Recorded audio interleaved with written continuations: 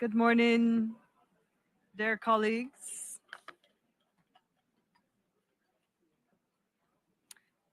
We have a lengthy document to get through today, and I trust you all want to start as quickly as possible.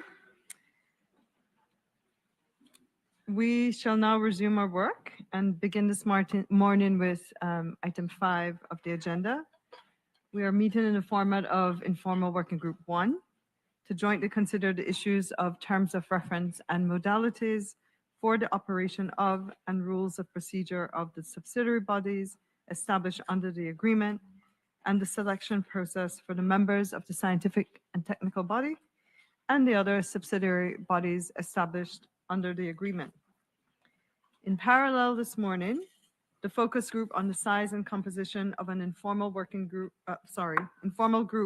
on the technical aspects of the operationalization of the clearinghouse mechanism is meeting in conference room A with a view to advancing its work on this matter. Turning now to the terms of reference and modalities for the operation of and rules of procedure of the subsidiary bodies established under the agreement and the selection process for the members of the scientific and technical body and other subsidiary bodies established under the agreement. Our discussion this morning will be focused on the working document circulated by the Secretariat on Thursday, 19 August, entitled Draft Model Terms of Reference and Modalities for the Operation of the Scientific and Technical Body established under the agreement. Bearing in mind that this document may serve as a model for developing draft terms of reference for the other subsidiary bodies established under the agreement. You will recall that last week we had an initial exchange on this draft model with a focus on its outline.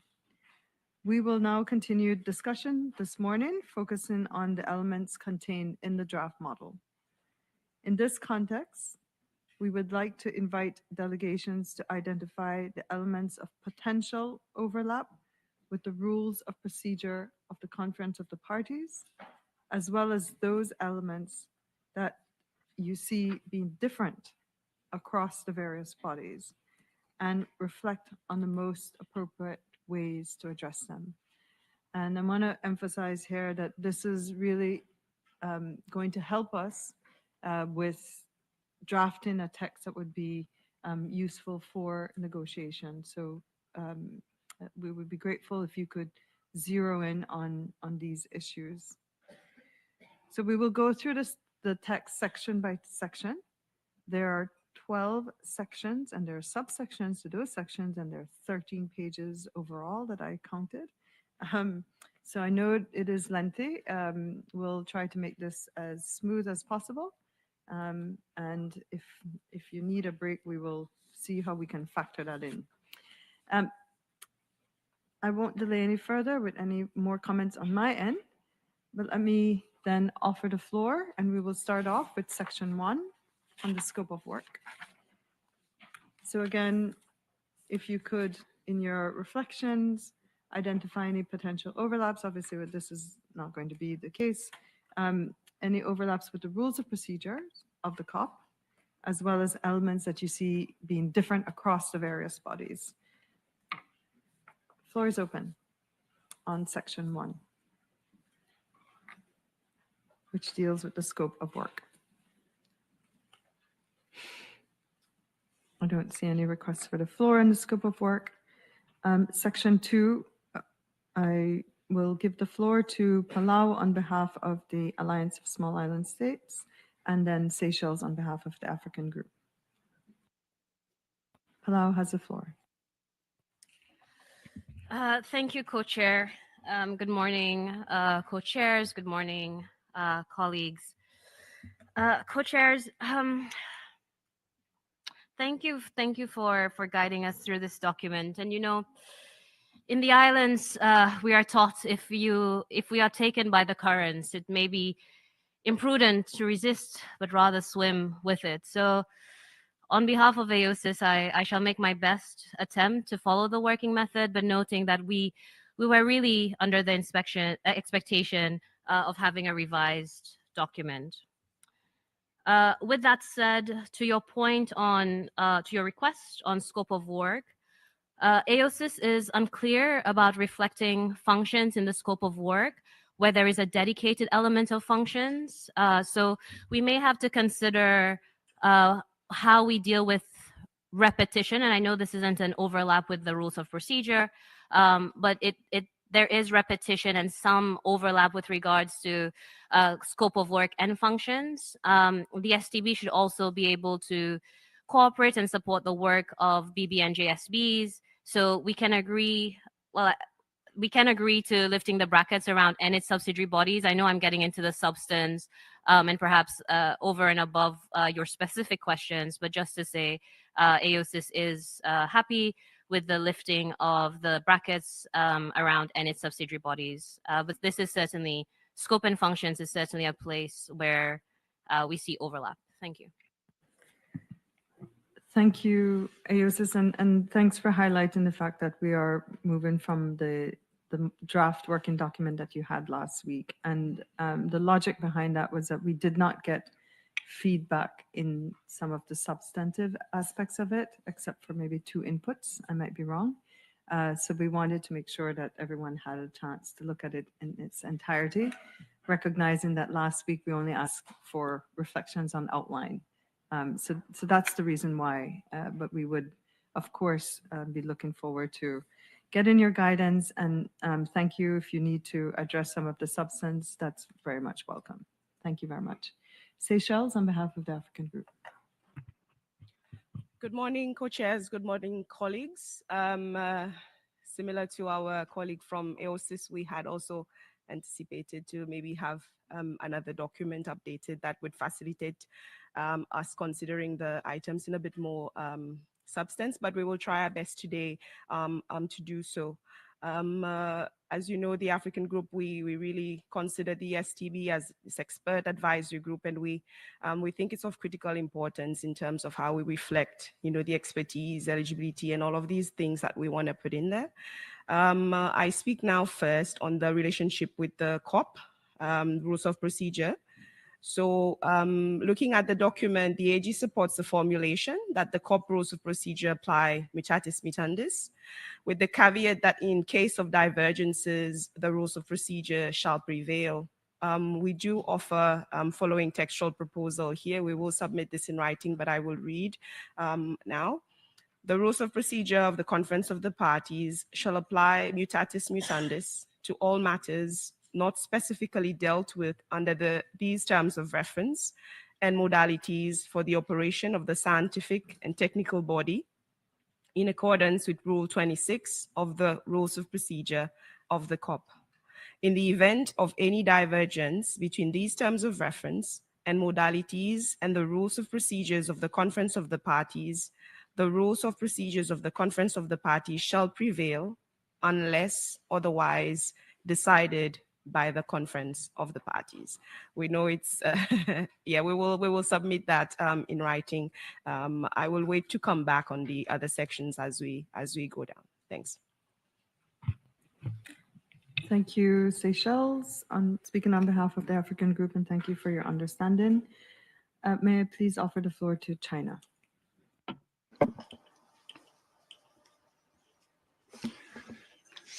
Good morning, co-chairs, and good morning, dear colleagues.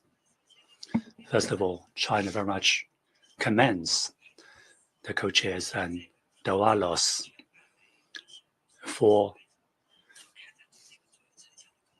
productive work on the TOR and modalities for the operation of the SBD. They also offer a text on the scope of a TOR of the SDB, which provides a very good basis for our discussions today. China wishes to go from the title and the first and second parts. We'd like to offer our opinion on these elements. According to 47.1 of the agreement and the relevant other provisions, the COP during its first session should consider adopting the rules of procedure of the COP and those of the subsidiary bodies. There are also some SBs, including STB, the Committee on Capacity Building and Technology Transfer, and Compliance Committee. The modalities and terms of references of these bodies have to be adopted. As my colleagues said earlier, I'd like to take the opportunity to clarify their relationships and the relative legal positions of these bodies, because to us, the TOR of SBs, they define the operation and modalities. There is a lot of overlap. So in order to lessen the burden on the PrepCom and to avoid repetition and overlapping, we propose combining the three into one. In other words, we hope the title can be changed to read terms of reference and modalities for the operation of the STB. Of course, we very much appreciate that we have basic consensus. That is, we wish to formulate the TOR for each subsidiary body in light of their specificities. As for the TOR of STB, the scope of work is a general description.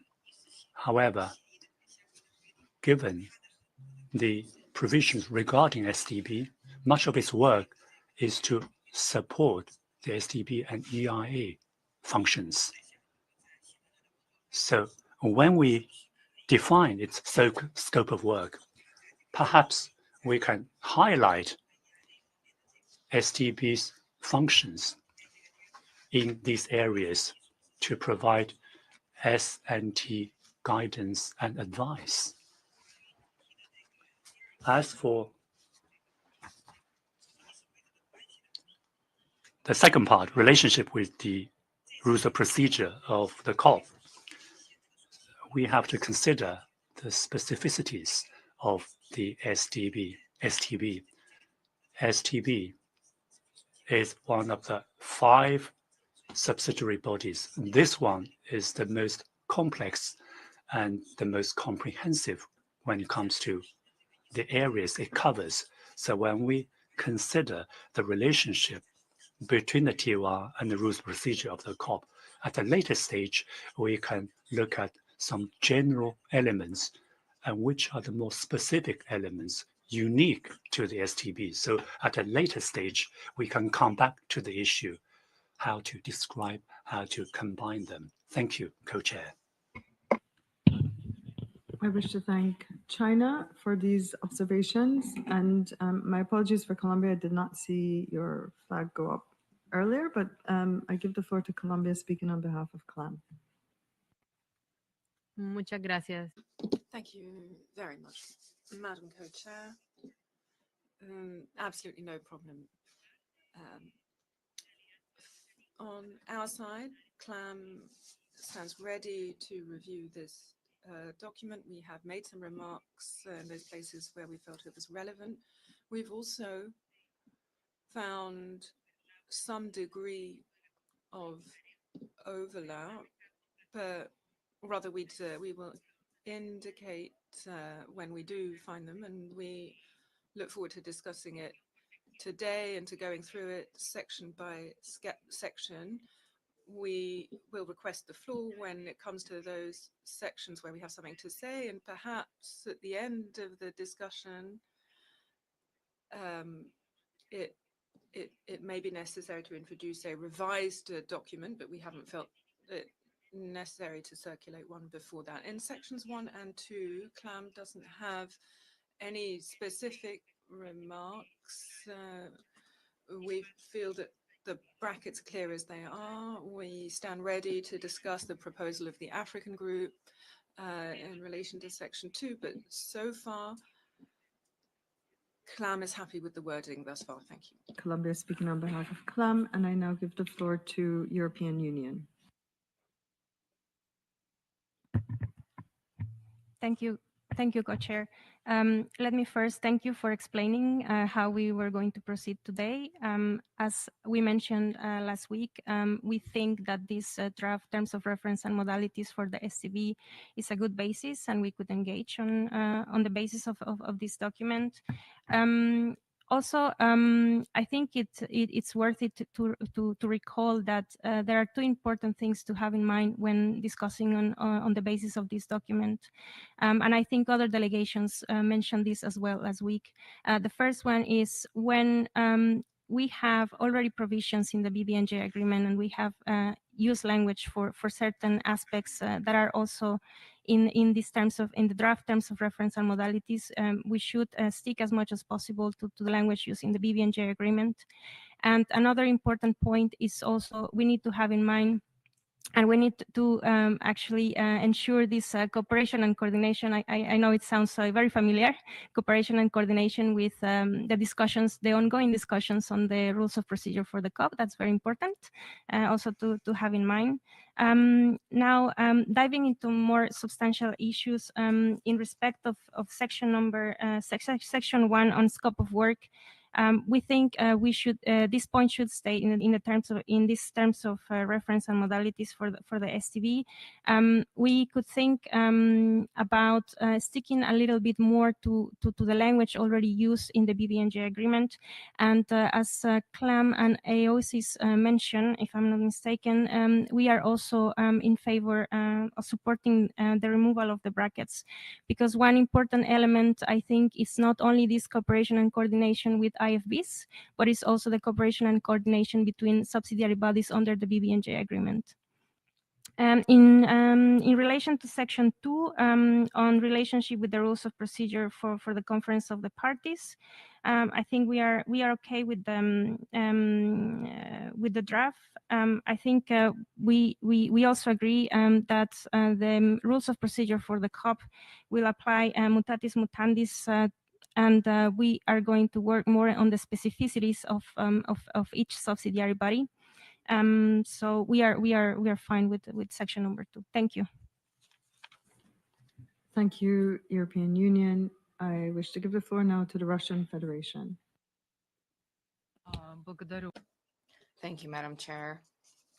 I will speak on sections 1 and 2 together, if I may. First and foremost, the scope of work of this body.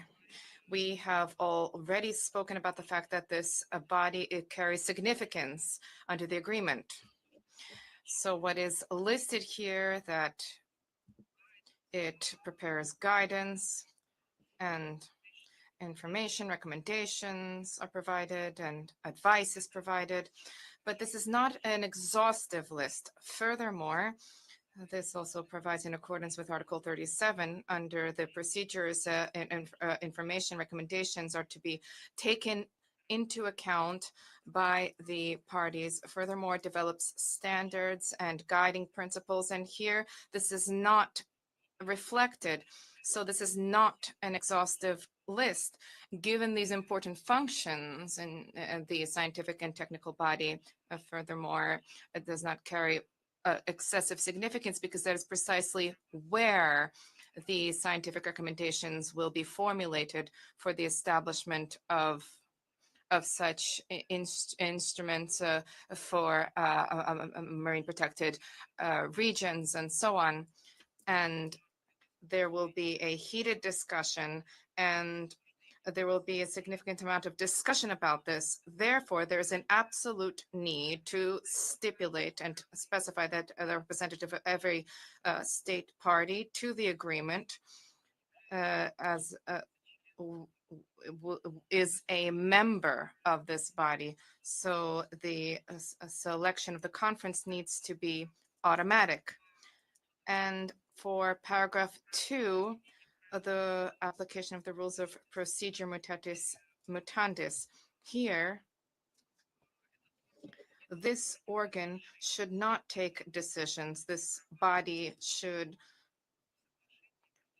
should set out what is stipulated under the agreement. Therefore, we need to explicitly state that in addition to if they are applied, the rules of procedure, this question will have to, under this question, we will have to consider how the rules of procedure will look. We also need to stipulate that beyond those cases where the scientific and technical body does not take decisions and where the recommendations are set out strictly on the basis of consensus, all of the work is done by consensus. Thank you. I thank the Russian Federation. Thank you for your inputs. I now give the floor to Micronesia speaking on behalf of PCIDS. Thank you very much, co-chairs. Good morning, everyone. So we're still also like others bending our heads trying to match what we have with your questions, and we'll try to do as best as we can. Perhaps the point of departure is that we think that rules of procedure and terms of reference have very differing functions. They're both very important. Rules of procedure mostly deal with how does a meeting work, who do you give the floor, how do you vote, etc. Terms of reference go into a lot more detail than that. Inevitably, there might be some overlap, and we'll point it out if we find one, and we'll come to one of them in a second. But just to give an example, so the very first point on the functions of the STB, that is certainly something that is not written anywhere in the rules of procedure. It only really it only really is here. It would also be something, to answer your other question, that would be different for other subsidiary bodies, because they do, the reality is they do have differences in function. Of course, I forgot, and my apologies to AOSIS. Of course, I aligned myself, and the reason I remember that is because, of course, we support the removal of the brackets for the subsidiary bodies. You may recall that we have always argued in favor of them having quite a bit of flexibility so that they don't always have to revert to the COP. Now, and I'll mention, should I mention number 2 as well, or, and I'll keep asking that question, I guess, later. Well, anyway, number 2, shall apply mutatis mutandis. Again, that is a fail-safe. It is not a substitute, because the rules do things that the terms of reference will not do. However, I wonder, and now I don't remember, don't we have that same thing already in the rules of procedure, in which case that might be redundant? And I guess I'll stop here, and there will be an opportunity for the next points a little later, unless if you want me to continue unprepared. Thank you. Thank you, Micronesia, speaking on behalf of PCIDS. Please feel free when we get to the sections to comment as you would have. The additional reflections on overlaps with the rules of procedure are meant to help us in the future production of a document. So don't feel limited. We welcome all the comments. I will move now to section 3 on definitions. If there are any reflections there, the floor is open.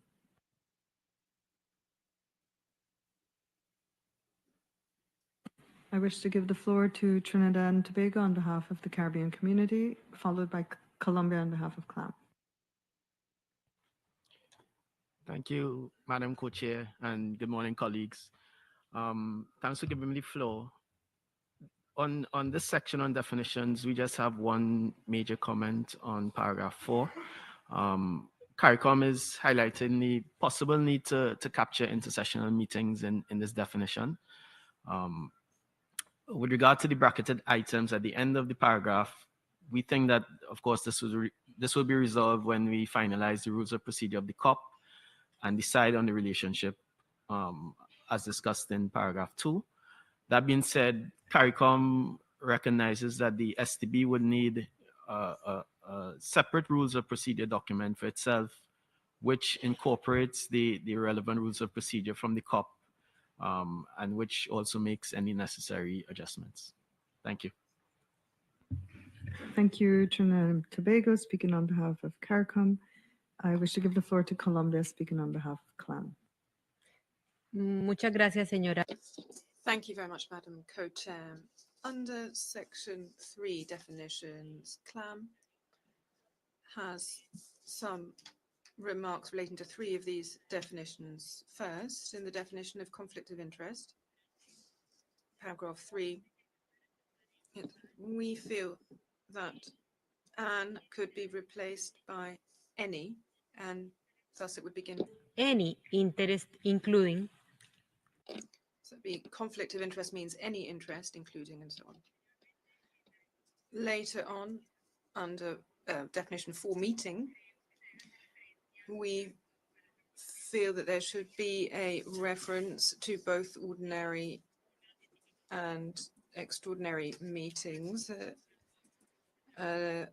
the STB, ad hoc working groups and subcommittees convened in accordance with the rules of procedure of the Conference of the Parties, and these terms of reference insofar as specific matters will be regulated therein.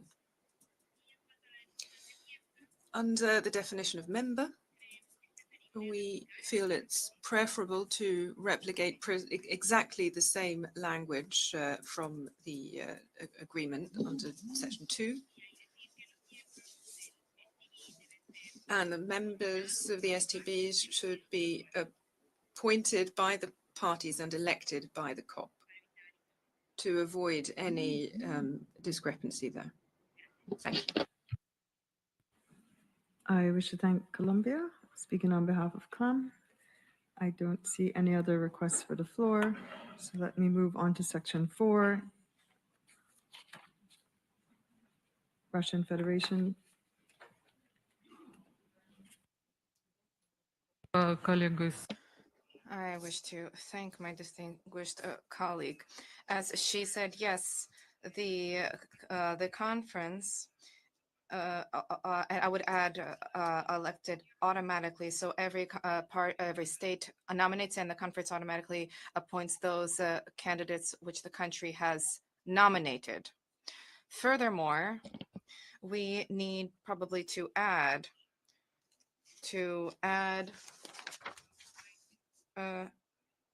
just scientists and scientific experts. That is, those experts whom this committee invites on an interim basis to participate provisionally during the meeting. So that is any experts who are invited. So we absolutely need to have the committee also invite other scientists and experts to participate. What is also unclear is why here the participant in paragraph 6, the members present, it's unclear that meetings are held in an online or in hybrid format. We do not support that kind of work. The meetings need to be held. They need to be held at the place where the conference is held for ease of transfer of information and so on.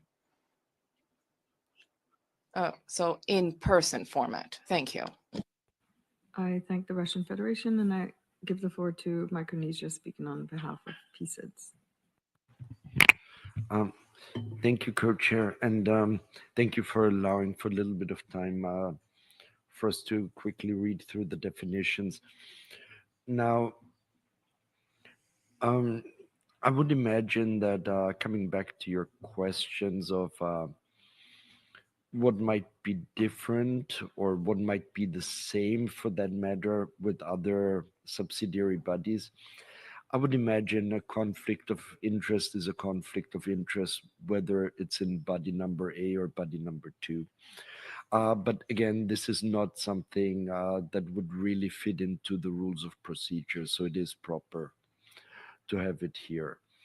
Now, on meeting, that is an interesting one. It took me a bit to ponder over that.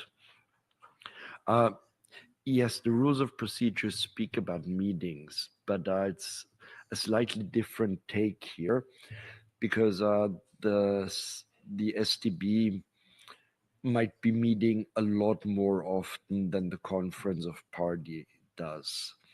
So putting it into their own terms of reference and giving them that opportunity to do so seems a very sensible thing to do. Whether all of those need to be necessarily convened under how the conference of parties run their own meetings, that I'm not sure, because the sort of work in the STB might be very different from the decision-making functions of a conference of parties. So that will probably want to look a bit more about. And yeah, member means a member. That seems a bit redundant. Present, that could allow for interactive participation. Again, we weren't too keen about it in the conference of parties, other than perhaps an opportunity to deliver a statement. But here, we really want to leave it within the purview of the STB to figure out how best to work, and not necessarily micromanage them. And I don't really have much to say on the purpose. It seems benign. I might come back if my group now starts yelling at me. Thank you. Thanks, Micronesia. Iran, you have the floor. Thank you, Madam Co-Chair. On Section 3, we believe we actually provided a preliminary view of my delegation last week. Now we would like to go into more details and the STB. On Section 3, on Section 2, sorry for going back, Section 2, we believe that the technical nature of STB requires that the decision be taken by consensus rather to apply rules of procedure mutatis mutandis.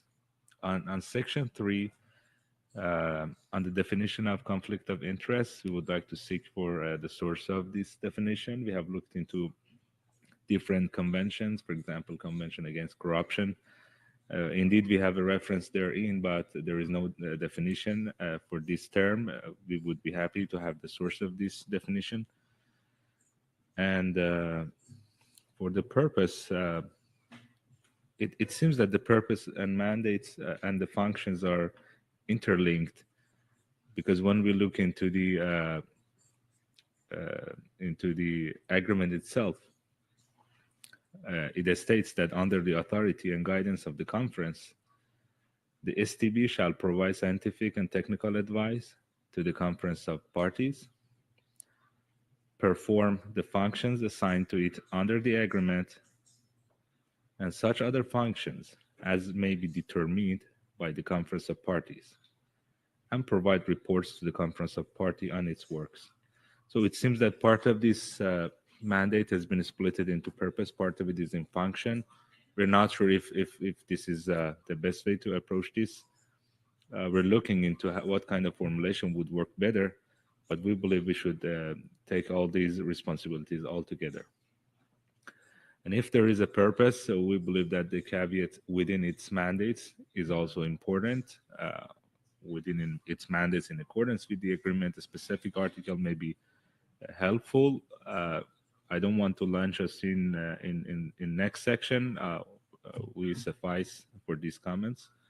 We'll come back later on the parts and functions. Thank you so much. Thank you, Iran, and your query has been noted. In terms of the observations on the relationship between purpose and function, a fair point, and certainly welcome you coming back once we get through to section 5.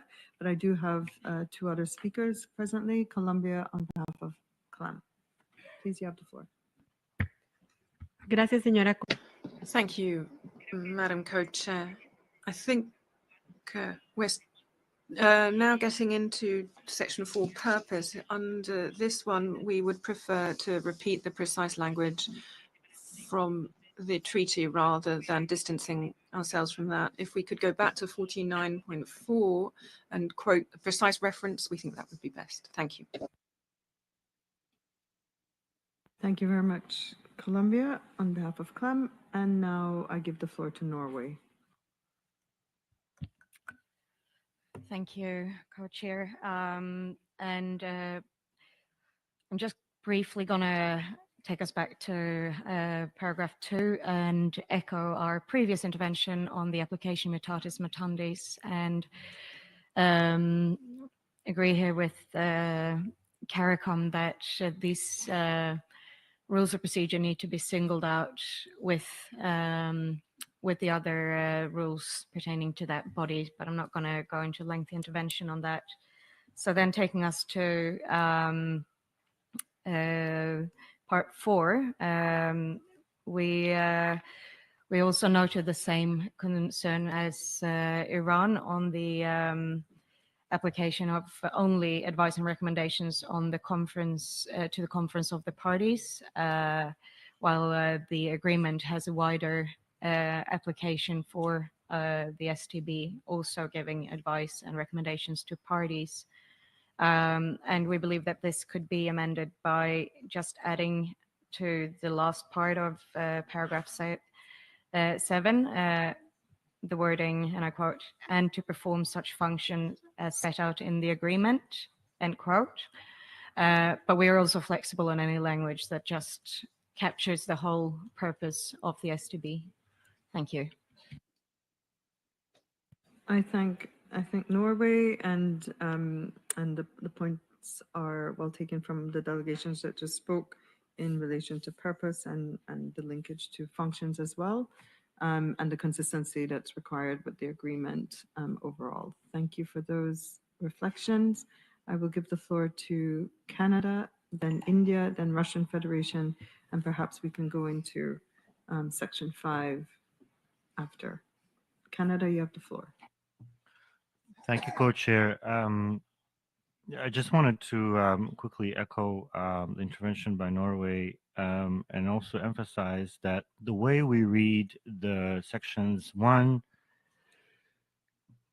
2, 3, 1, 2, 4, and 5, they don't seem to align with each other. They don't seem to align with the agreement. We don't have specific proposals at this moment right now, but we would like to come back on this when we go through another read of the paragraph by paragraph. Thank you, Co-Chair. Thank you, Canada, for that guidance. India, you have the floor. Thank you, Madam Co-Chair. India also believes that it would be better not to, split the functions into so many paragraphs, rather reproduce what's been, provided as the functions of this body under Article 49, Para 4. Thank you. Thank you, India. I'm sensing that we're many delegations are viewing this through the same lens, so we may not need to dwell too much longer on this, but let's get into functions as soon as possible. Russian Federation, then followed by Australia. Thank you, Madam Chair. What I've just heard from many colleagues is that they've stressed the fact that the document itself has been drafted in an unusual way, not as is usually set out under the rules of procedure for and the terms of reference for subsidiary bodies. And it seems to me that we need to shape our work here, not as the functions and the definition are set out here. What we need to do is to take as a template the rules of procedure of the General Assembly and the rules of procedure for the work of similar bodies in other regional agreements. Moreover, if indeed if this is the approach that we are to adopt, then we need to include, in our view, the paragraph in the functions, that in implementing the functions, something like this language, in carrying out the functions, implementing functions, a scientific and technical body respects the authority and does not undermine the functioning of relevant legal acts and framework documents, as well as specialized organs or bodies of the global, regional, and sub-regional sectoral levels, as well as invites to its meetings experts and scientists of the parties to the relevant framework documents, as well as members of specialized bodies of the global, regional, and sectoral levels. Thank you. I thank the Russian Federation, and I have two requests from the floor from Palau, so I assume this is important. Palau on behalf of the Alliance of Small Island States.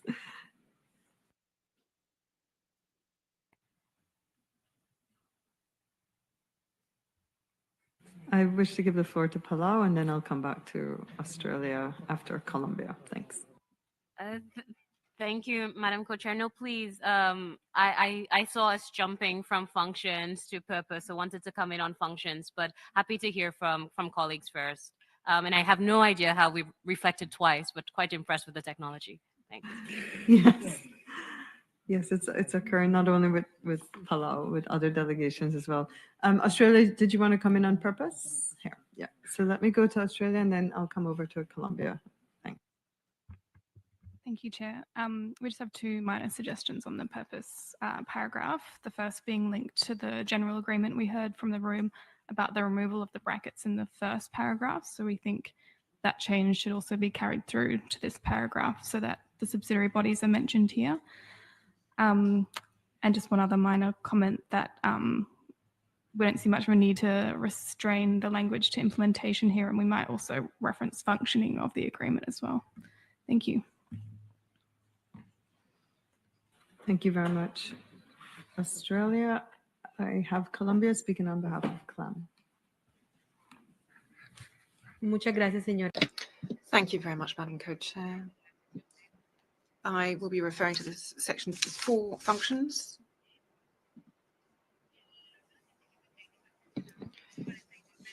The STB is mentioned 42 times in the text of the treaty, and it is assigned functions and competencies according to 13 different articles in the agreement. Bearing this in mind, we think that it might be best for under section A of 8, there should be a general reference to the functions that have been allocated to the body under the treaty, or either cite the 13 articles directly. If we don't do so, there will be discrepancies between the rules of procedure, these terms of reference, and the treaty itself. Under paragraph 9, CLAM suggests that it should read as follows. Al implementar. In implementing its functions, the scientific and technical body shall be guided by Articles 5, 6, and 7 of the agreement, and we suggest striking out the rest of the paragraph as it currently stands. It is our proposal that we maintain a general reference under 9 to Article 7 of the agreement. And here under E, it refers to the use of the best available scientific data. And so we don't see that it necessary to include Rule 10. Thank you. Thank you very much, Columbia, speaking on behalf of CLAM. We have naturally progressed into section 5. Maldives, did you want to come in on purpose?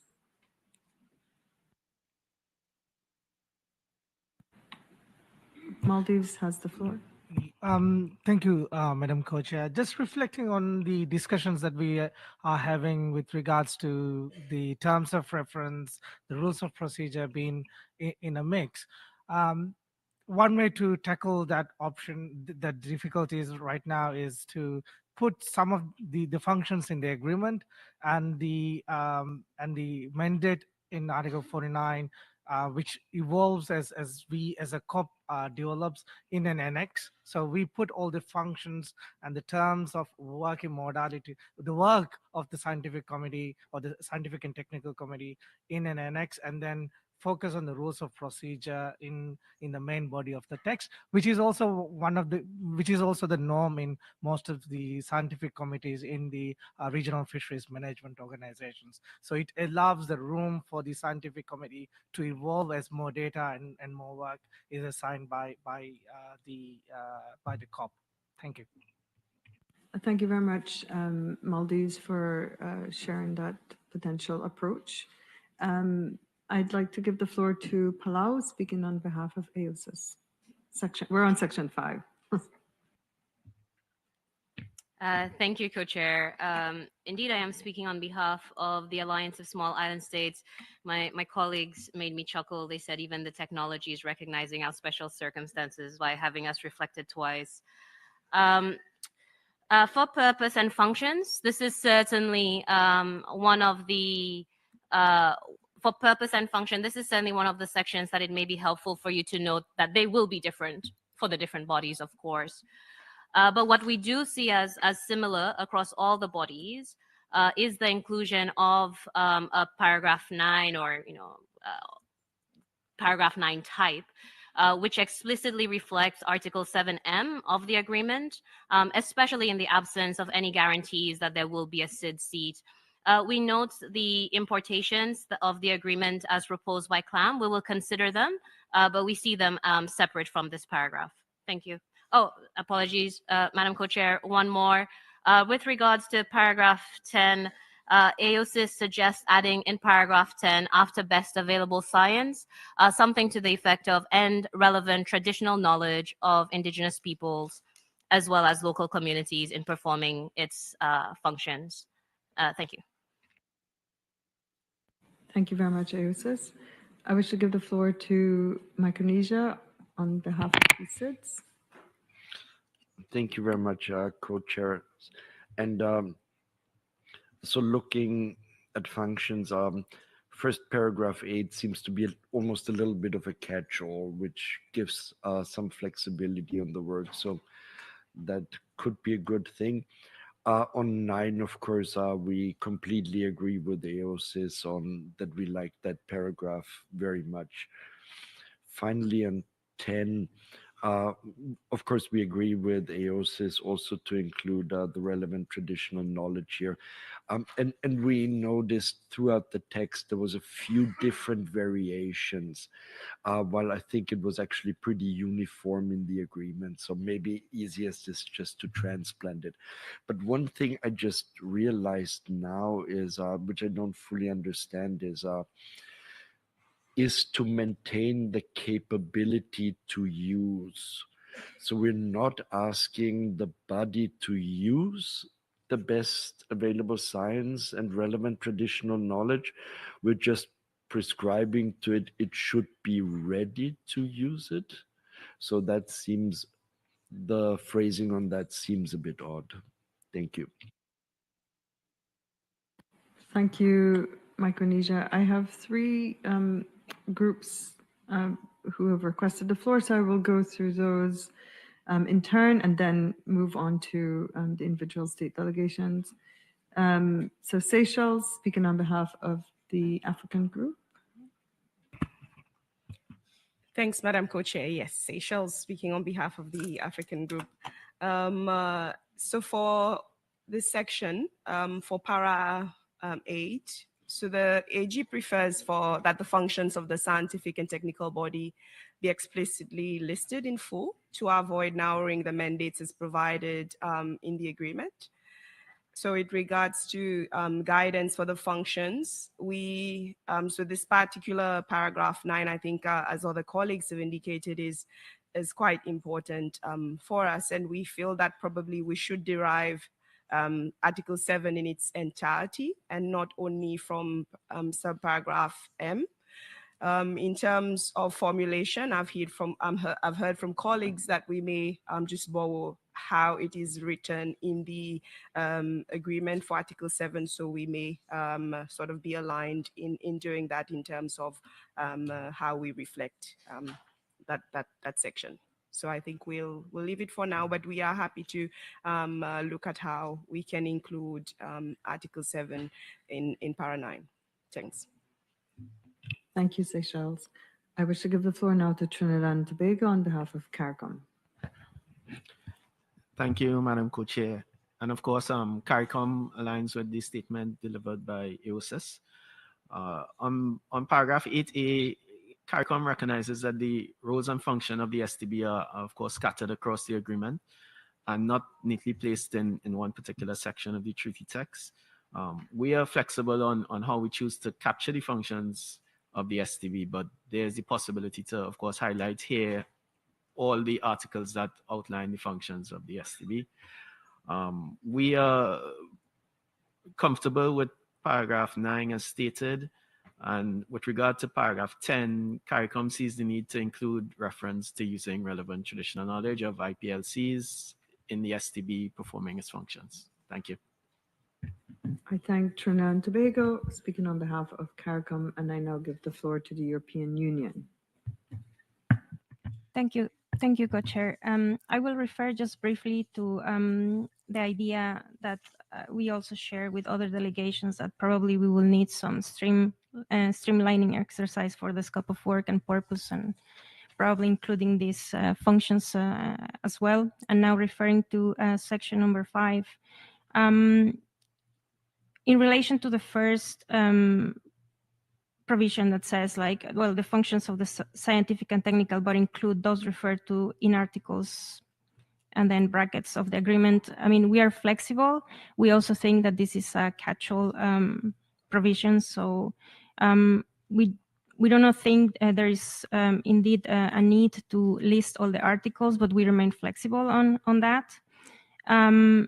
In terms of number C, we would like just to ask for clarification on the text bodies in brackets, placeholder for PrepCom inclusions. In our preliminary reflections, we think A and B are okay, but we don't really understand what was meant by number C. For 9 and 10, for 9, we are still reflecting in our understanding Article 7 on general approaches and principles. This is an overarching provision that applies through the whole agreement, and there are listed a number of general approaches and principles, but we are still reflecting on it. On number 10, of course, the EU and its 27 member states, we are in favor of the reflection on the relevant expertise in the STB, and that also includes relevant traditional knowledge holders' expertise. Thank you. I thank the European Union, and your question is noted. I think this was probably during our editing of this document, so, but I'll have to refresh my memory on that one. I have now 5 requests, 7 requests for the floor, and the next 3 delegations, just so that you're prepared, will be China, then Russian Federation, then Canada. So China, you have the floor. Thank you, Madam Co-Chair.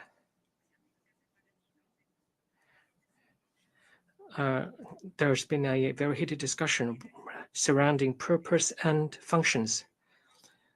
We believe that Article 49 has provided for very specific mandates for STB, I wonder whether it is possible that we include key functions that are clearly stipulated in the agreement itself in this section. We also have a question regarding paragraph 8, subparagraph C. We'd like to see clarification on this phrase.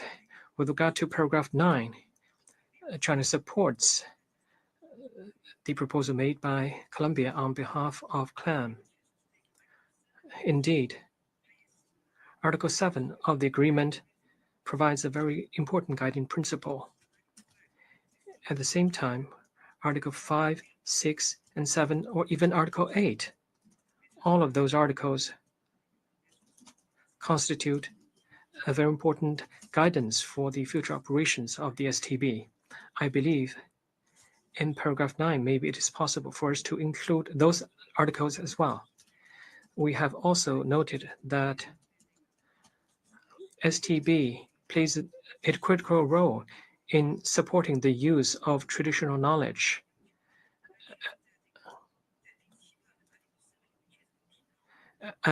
This has been mentioned in Article 7. Of course, we need to maintain a certain level of flexibility. If we need to specify traditional knowledge in paragraph 10, we do not have any difficulties, of course. Thank you. Thank you very much, China. Let me give the floor to the Russian Federation, and then I'll respond to 2 queries. Thank you. Thank you, Madam Chair. In addition to these sections and the functions, and before the functions, we should have a section dedicated to the base or core principles for the work of the bodies. And since these are separate documents, this is not an agreement, there's a need to clearly stipulate that in carrying out the functions, their specific functions. And when we see Article 5 of the agreement, the scientific technical body interprets and enforces the agreement in the context of the convention and does not undermine the rules, jurisdictions, and obligations of states in accordance with the UN Convention on the Law of the Sea, including vis-a-vis the exclusive economic zone, the continental shelf within and beyond the 200 nautical miles. And then in carrying out its functions, this body interprets and applies the agreement in such a way as not to undermine the relevant legal frameworks and legal documents, as well as specialized bodies at the global, regional, sub-regional, and sectoral levels, in order to encourage cohesion and coordination with these acts and documents and bodies. And then there's also a need to spell out that in carrying out its functions, the scientific and technical body shall operate in such a way as to ensure that any acts, measures, or activities carried out is not done so in a manner that undermines the sovereignty, sovereign rights, or jurisdiction, and that they cannot be used as a justification for the advancement or denial of any claims to sovereignty, sovereign rights, or jurisdiction, including vis-a-vis any disputes related to this. And there's also a need to stipulate that when carrying out its functions, the scientific and technical body does not undermine the states parties to the UN Convention on Law of the Sea, the right access to the open seas, as is stipulated in Article 87 of the Convention, and that its functions cannot, the results of its functions cannot be interpreted in such a way as to limit these states parties to the convention's enjoyment of those rights and freedoms. Thank you. I thank the Russian Federation. And just before I give the floor to Canada, in case others will raise the same questions regarding 8C, During PrepCom 1, and I think in reflecting on the matrix, delegations had referenced many functions that were not included or in the agreement. So the reason why that placeholder there was to be faithful to the discussion that was had and the comments that were made by delegations. I hope that's helpful. And then, Iran, you had specifically asked about reference for the conflict of interest definition, and that would have come from the Persistent Organic Pollutants Review Committee convention decision, SC1/7, and rules of procedure for preventing and dealing with conflicts of interest relating to the activities of the POPs Review Committee, and that would have been POPs Convention Decision SC-1/8. Thank you. Now I wish to give the floor to Canada. Thank you, Co-Chair, for the opportunity to come back again, specific to Section 5. Indeed, your suggestion with regard to, excuse me, placeholder to reference specific articles is helpful. And maybe on that, we think that we have an opportunity to streamline this section. We don't see the need to refer to every possible applicable and relevant article here, but if we do need to, given that the section is about functions, it should refer to Article 49, which already provides that guidance, as well as Article 7, given that there's a number of directly relevant principles and approaches here. So in that respect, we could have one simple paragraph here instead of three. Maybe to react specifically to some of the proposals with regard to paragraph 9, we don't see the need to include here reference to Articles 5 and 6. These are articles that already generally apply to the entire agreement. If we start inserting Articles 5 and 6 in every rules, procedure, every terms of reference, then we'll never get any work done because we will be constantly engaging in debates in regard to interpretations of how they should be applied or interpreted. We have seen very lengthy discussions, stalled discussions that delayed the adoption of scientific and technical recommendations for years, if not decades, preventing scientific and technical work to advance. So don't want to go into that, but would like to add quickly in reaction to the suggestion from CARICOM to also include reference to traditional knowledge of indigenous peoples and local communities, which is referred not only in Article 7, but also in Article 49, paragraph 2. We would generally be supportive of that. Thank you, Co-Chair. Thank you, Canada. I now wish to give the floor to Iceland, followed by the Maldives. Thank you very much, Madam Co-Chair. We're happy to come in here on Section 5, starting with paragraph 8. We've heard several delegations express that this is intended to be a catch-all provision, and it's from that perspective that we've just had some reflections on the term used in paragraph 8, which is include. And we wonder that if our understanding, which we share, is that this is to be a catch-all reflection of the function of the scientific and technical body, that this may be better captured by a term such as comprise or simply are. So we wanted to note that on the discussion on the best reflection of the functions of the scientific and technical body, as reflected in the agreement, we've just note that we're somewhat agnostic on this. We've heard different ideas on the floor, and many of those sound acceptable to us. Moving on to paragraph 9, and we note this is a proposal from AOSIS, and we thank our colleagues there for it. We've had some reflections on it. We've also heard was first Seychelles, I believe, speaking on behalf of the African group, mentioned that they would like to see all of Article 7 referred to rather than a specific part of it. And we just wanted to note that we see merit in that because we recall that Article 7 lists the principles and approaches that guide our entire implementation of the agreement. And we don't, we're not inclined to moving into partitioning of Article 7, seeing it as a holistic provision. But then we've also heard our colleagues from CLAM mention that they would then like to see Article 5 and 6 reflected, and then we heard China add Article 8 to that list. And so we're worried that we're going down the rabbit hole of reproducing the text of the agreement in the terms of reference, which is not something we see as being useful or necessary for the purpose of this document, which is to facilitate the work of the scientific and technical body.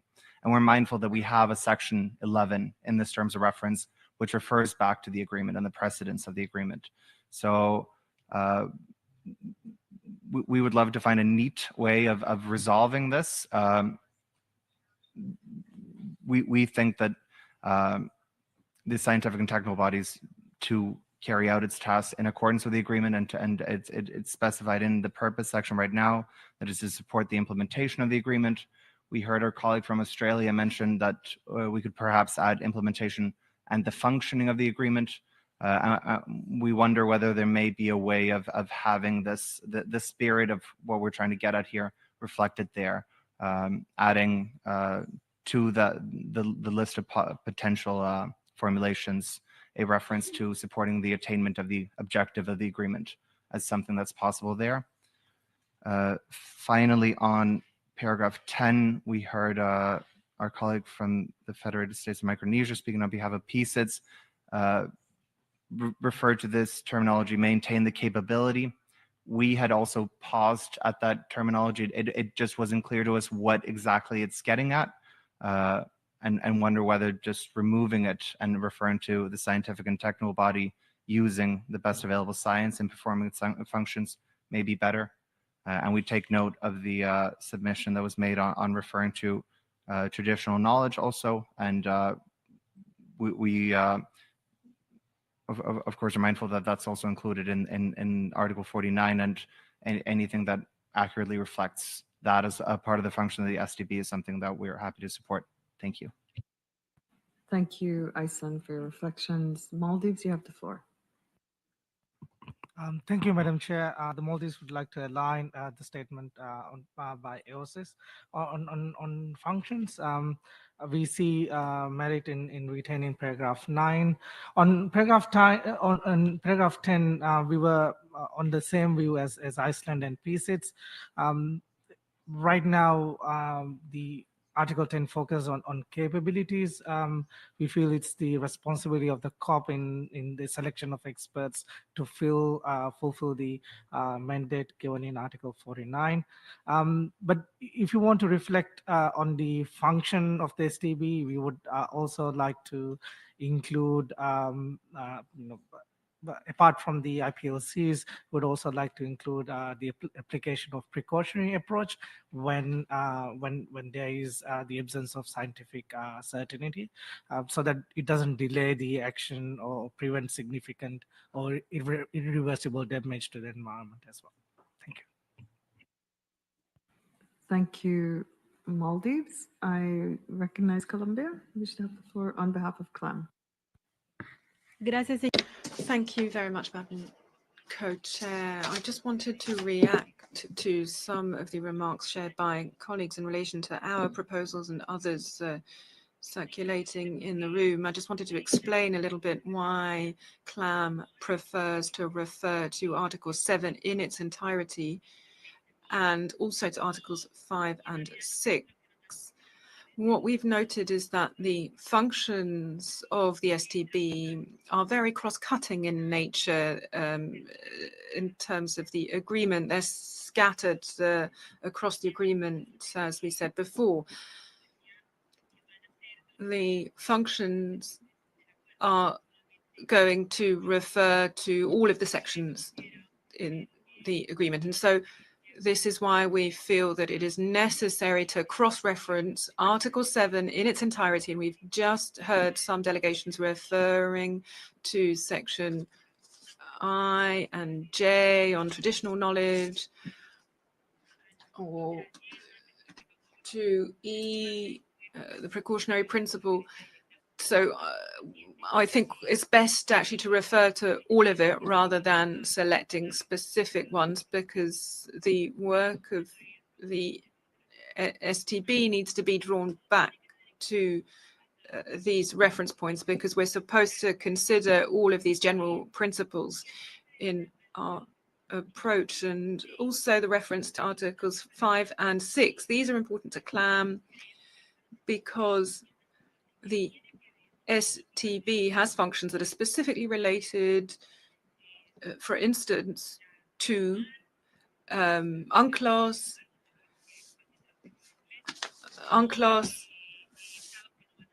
and states that may not be signatories to UNCLOS, as in under 5, and they will be very close to zones where states do have jurisdiction. So the STB needs to bear in mind that its functions will touch on all of these other aspects, and so we need to be very meticulous in specifying that.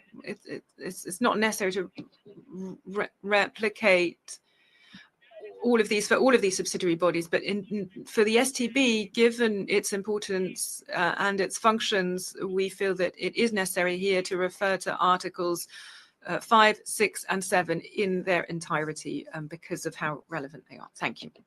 Colombia, speaking on behalf of CLAM and for providing that extra context. I wish now to give the floor to Iran.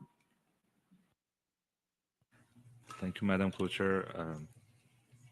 In this section, we also concur with the view presented by the distinguished representative of CLAM on the need to take into account the situation of developing countries in general. That is our understanding. If we look into Article 7, one of the principles therein is the principle of equity and fair and equitable sharing of benefits, and also the use of the best available science and scientific information. Now, while we understand that in some cases, maybe we do not need to replicate the same language in the rules of procedure, the draft terms of reference, but sometimes we need to do that to ensure that we're consistent with the agreement. And in addition, we need to translate those provisions into actual implementation of the agreement. To that end, we believe that addition of a language which takes into account the special requirements of developing state parties is important. And to that end, again, on paragraph 9, while we are flexible with the formulation related to special circumstances of small island developing state and least developed countries, in all its work, we also suggest that we add the term as well as the special requirement of developing state parties to have a more general scope, in addition to the specific references to certain types of developing countries. And in our view, this is a translation of the principle of equity and fair and equitable sharing of benefit and use of best available science and scientific information. On 8, we have similar questions on point C, and thank you for the clarification made in that respect. In any way, we shall see how this would proceed, but in our understanding, we're not, I mean, the Preparatory Commission is not in a position to add actually a kind of function or mandate to what has been already in the agreement. And this is also facing legal questions as well, because we all know that the Preparatory Committee would end when the first COM is convened. And then we do not know what would be the legal status of any additional function that has been conferred upon PrepCom. But we duly take into account and understand your clarification, and we will take it from there. And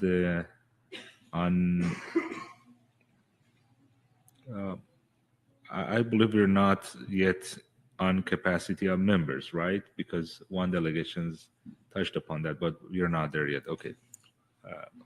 We will come back later. Thank you so much.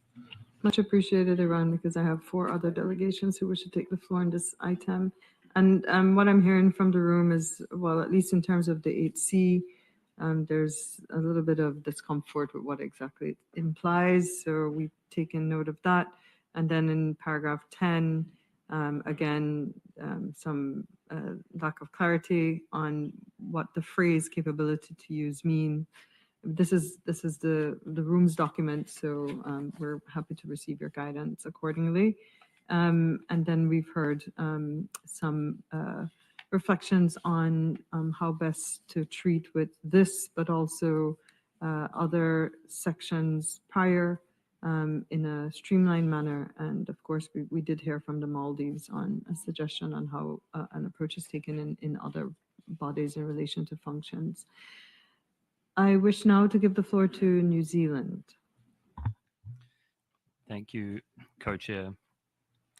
It might be helpful for me to first set out how New Zealand views this document and the purpose of the terms of reference and modalities in general.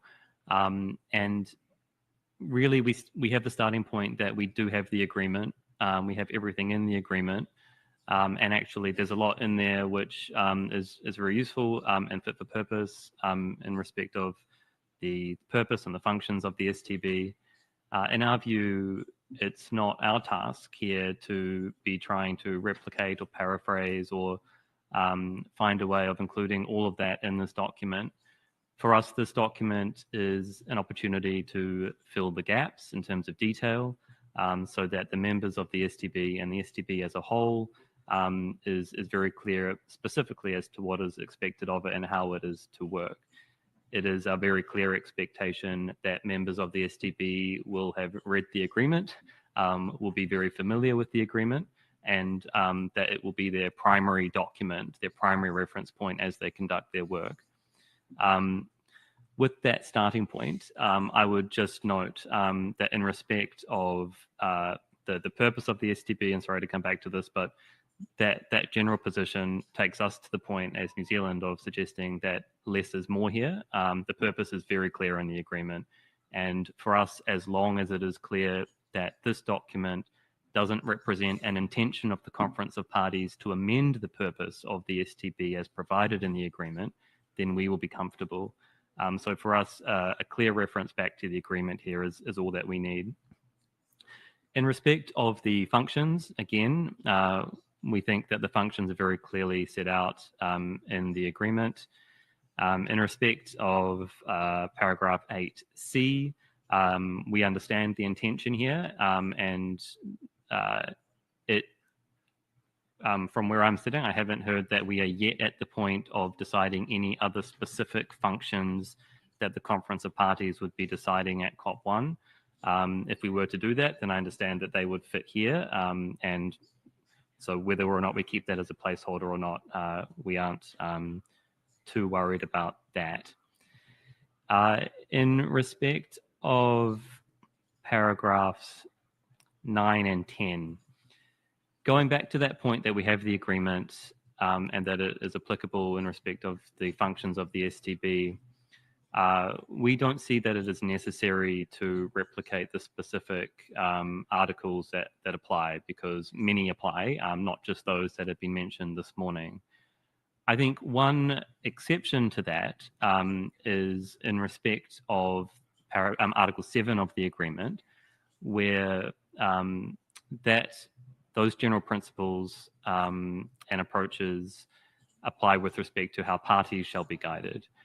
I think it would be justified in order to remove any doubt for this document to reference Article 7 to make it clear that the Conference of Parties wants the STB also to be guided by those principles and approaches. And we would favour a general reference to Article 7 there, as opposed to picking out specific principles and approaches. We are, of course, like many of the principles and approaches that have been mentioned this morning. We like them all. That's why we put them all in the agreement. and we don't think we need to be picking particular ones out. Finally, co-chair, on this point, paragraph 10, talking about maintaining the capability or capacity to use best available science. We read this almost as an enabling function. It would be clear for us if there is a reference to Article 7 that the STB is to apply the best available science, and also traditional knowledge, as has been mentioned. But if it is the case that the Conference of Parties wants to mandate enabling functions as to sort of how the STB maintains the capacity to meet its functions, then we are open to that, and that's how we would see it here, if it is to be under the functions section. We would just note here too that in the next section, paragraph 12, talks a little bit about how members of the STB are to conduct their work, and so there is a little bit of overlap on those 2 points. But I'll end it there. Thank you. Thank you very much, New Zealand. I will give the floor to Fiji and then the Russian Federation. Thank you, Co-Chair. I'm speaking on behalf of Fiji. We align with the statements made by FSM on behalf of PCIDS and Palau on behalf of AOCs. We will not delve into detail on paragraphs, but we would like to re-emphasize the following general observations and recommendations on functions. It is critical that the STB have a dedicated SIDS sit and ensure special circumstances of SIDS and LD SIDS, which should be considered in STB's work. Fiji supports and reinforces the need for side-by-side reflection of best available science and relevant traditional knowledge and practices of IPs and LCs. These practices are not only relevant, but indispensable in shaping practical and inclusive solutions. Therefore, the STB must embed this dual approach, respecting science and traditional knowledge as complementary and mutually reinforcing. We also believe that this should be reflected in the eligibility criteria. We also support the proposal for a work program that includes a dedicated agenda item on SIDS priorities and further a joint work program across subsidiary bodies, as it will ensure the unique vulnerabilities and contributions are systematically mainstreamed. Thank you, Chair. I wish to thank Fiji. I will give the floor to, I have Russian Federation, Singapore, and then Norway, and I'd like to move on to membership because I'm noting that we're kind of having overlap reflections on this. So we could probably move to the next section so that we can begin. That section does have 7 parts. Thank you. Russian Federation, you have the floor. Thank you, Madam Chair. As regards our proposal to have a separate section made where there's a need to set out the core principles that this body will operate by. This section needs to be contained in all rules of procedure in terms of reference, absolutely all of the structures that the institutional mechanism which is established here under this agreement will have. We have always emphasized during the last session as well, always emphasized that the agreement sets out obligations and rights of parties and the parties to the intergovernmental agreement. So the rules of procedure can create the wrong impression that if Article 47 has it clearly set out that the terms of reference and the conditions for the functioning of the STB are determined by the conference. If the conference determines rules of procedure and fails to stipulate those core principles that underpinned all of the negotiations on this agreement and set out under the General Assembly resolution, that the agreement should not undermine the mandates of the bodies or organs and should not undermine UNCLOS, they need to be clearly stipulated for the rules of procedure what this body will be guided by, not the parties to the agreement, because Article 5 does not state that the STB interprets and implements the convention in such a way as not to undermine the rules, obligations, jurisdiction of states in accordance with the convention, including with respect to the exclusive economic zone, the continental shelf, and within and beyond the 200 nautical miles limit. There's no mention of the STB. So there's a need to clearly set out the core principles of work that will guide this body in carrying out its functions, rules of procedure in terms of reference. I do wish to emphasize and insist on this. I cannot agree with those states who have stated that we can have a general reference. We cannot have a general reference. We need to explicitly stipulate which rules will be in effect for this body. And these articles, which are the base, the core ones, need to be fully have clear, needs to be clearly established. These are rules of procedure, various different documents, different parties. Thank you.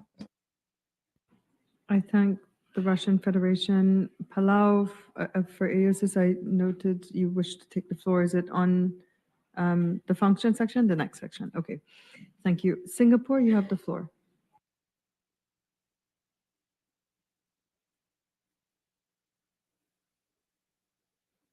The floor is for Singapore, please.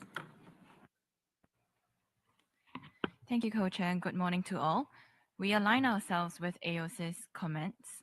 My intervention relates to paragraph 10. Our proposal is to align with the wording in Article 7, paragraph I and paragraph J of the agreement. Article 7, paragraph I states best available science and scientific information, and Article 7, paragraph J states relevant traditional knowledge of indigenous peoples and local communities where available. We also agree with PSIT and Iceland that we can remove the phrase maintain the capability to. Thus, the proposed paragraph would read, and I quote, the scientific and technical body is to use the best available science and scientific information and relevant traditional knowledge of indigenous peoples and local communities where available in performing its functions. Thank you, Co-Chair. Thank you, Singapore, for the suggestion. Norway, you have the floor. Thank you, Ms. Facilitator. I'd try to keep this brief. Norway would like to align ourselves with the intervention by New Zealand on not replicating the agreement. The distinguished delegate from Aotearoa put it a lot more eloquently than I ever could. And this also echoes the intervention by the distinguished delegate from Iceland of the so-called rabbit hole of just repeating the agreement here. However, Article 7 is unique as it mentioned parties' application of these principles, and adding this to this document would be operationalizing this obligation of the parties towards the STB. And that being said, we are flexible on how Article 7 is reflected in Part 5. Thank you. Thank you, Norway. Indonesia, you have the floor. Thank you, Madam Co-Chair. Indonesia would like to give general view in respect of the provided term of reference to be discussed point. First, we would like to remind that the Article 24 of the BBNJ agreement highlighted the importance of consulting with the relevant instruments, frameworks, and bodies, which should be included into the TOR of the STB. Second, we took note on the comments by other states in regard to the Section 4 purposes, Para 7 and Section 5 functions in regard to Para 8, Para 9, and we see the merit in having the purpose and function to be stipulated on the term of reference. Third, Indonesia is on the view that the provision on the TOR should not be duplicated from what already stipulated in the BBNJ agreement. Fourth, Indonesia stressed that subsidiary bodies are the operation backbone of the BBNJ agreement. The term of reference and modalities must ensure that they are not only technical effective, but also inclusive, equitable, responsive to the needs of the state, including archipelagic state. Thank you, Madam Co-Chair. I thank Indonesia for your views. I will now move on to section 6, which is dealing with membership. And as I mentioned, it has 7 parts. And it took us an hour to get through just one page. 2 hours now. And this has 7 parts and a fair number of texts, fair number of paragraphs with text. So let me ask you to, Palau, if you can speak to section 6, but I don't know that it would be helpful to go through every single sub-part of section 6, unless that's what you're ready to do. Thank you, Madam Co-Chair. We are guided by you. Would you like us to take each part in turn, or we can do a full read if you so desire?